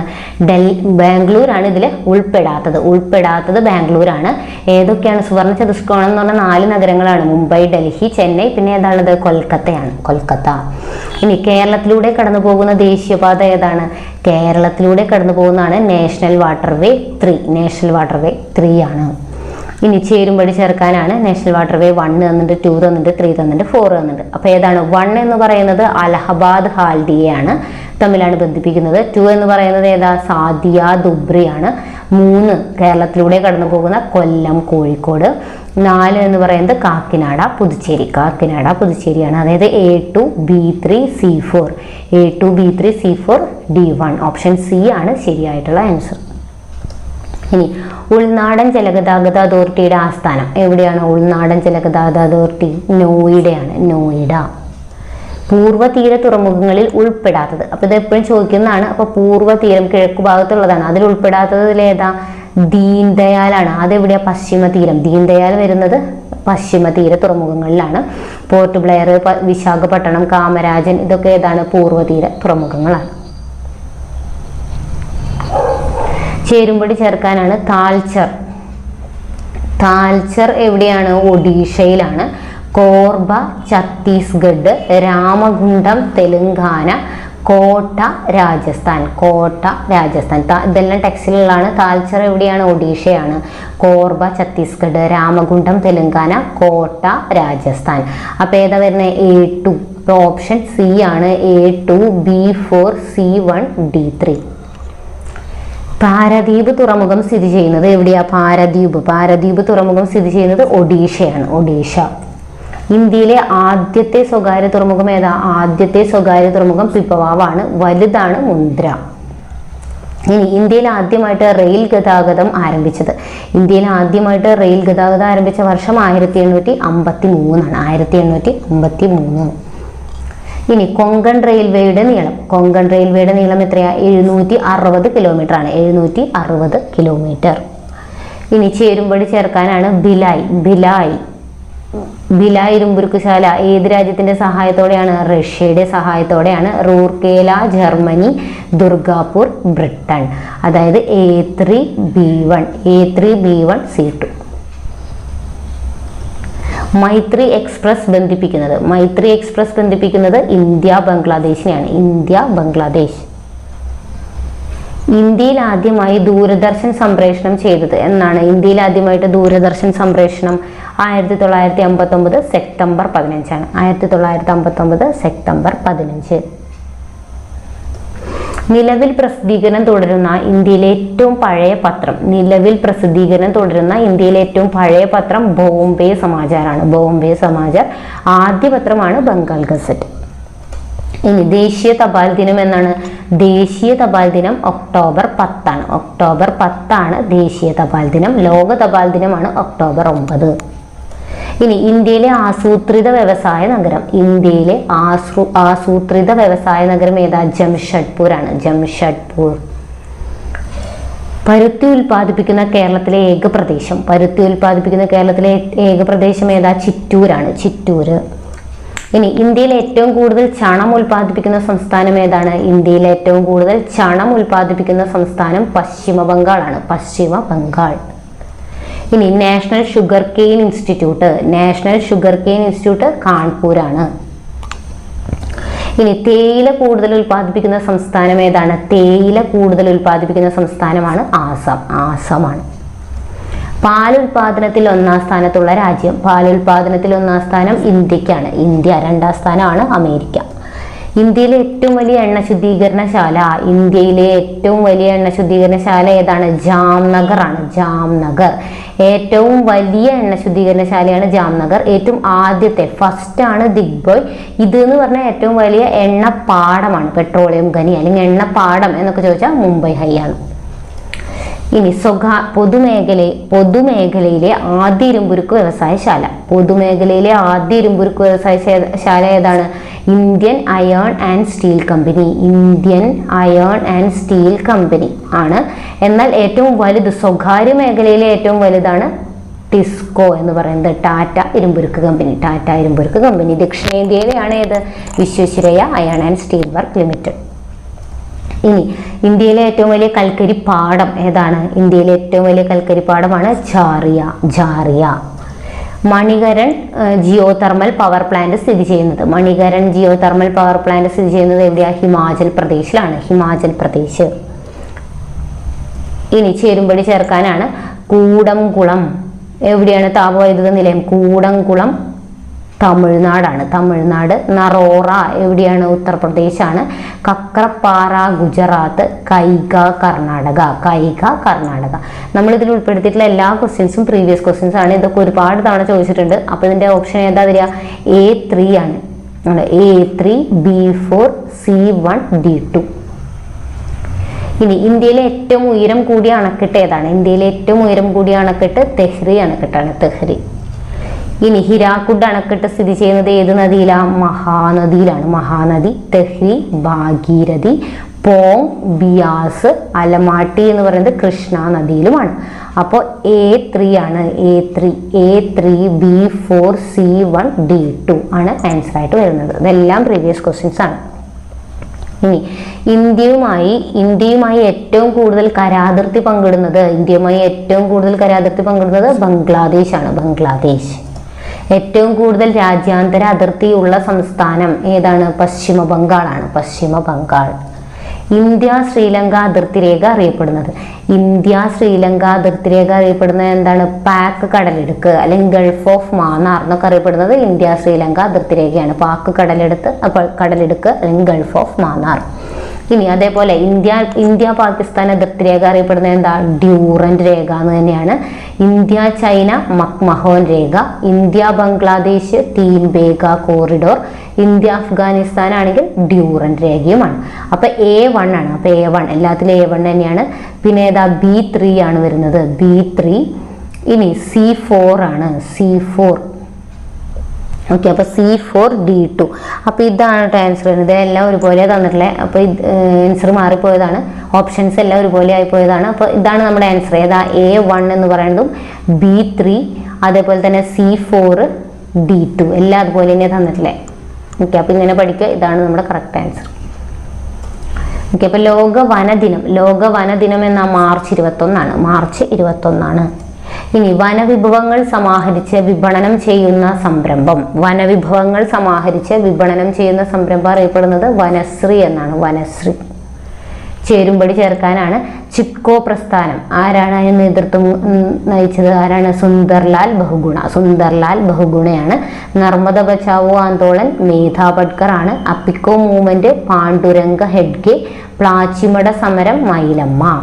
അപ്പോൾ ആ ചിപ്കോ സുന്ദർലാൽ ബഹുഗുണ, നർമ്മദ ബച്ചാവോ മേധാ പട്കർ, അപ്പിക്കോ പാണ്ഡുരംഗ ഹെഡ്ഗെ, പ്ലാച്ചിമട മൈലമ്മ.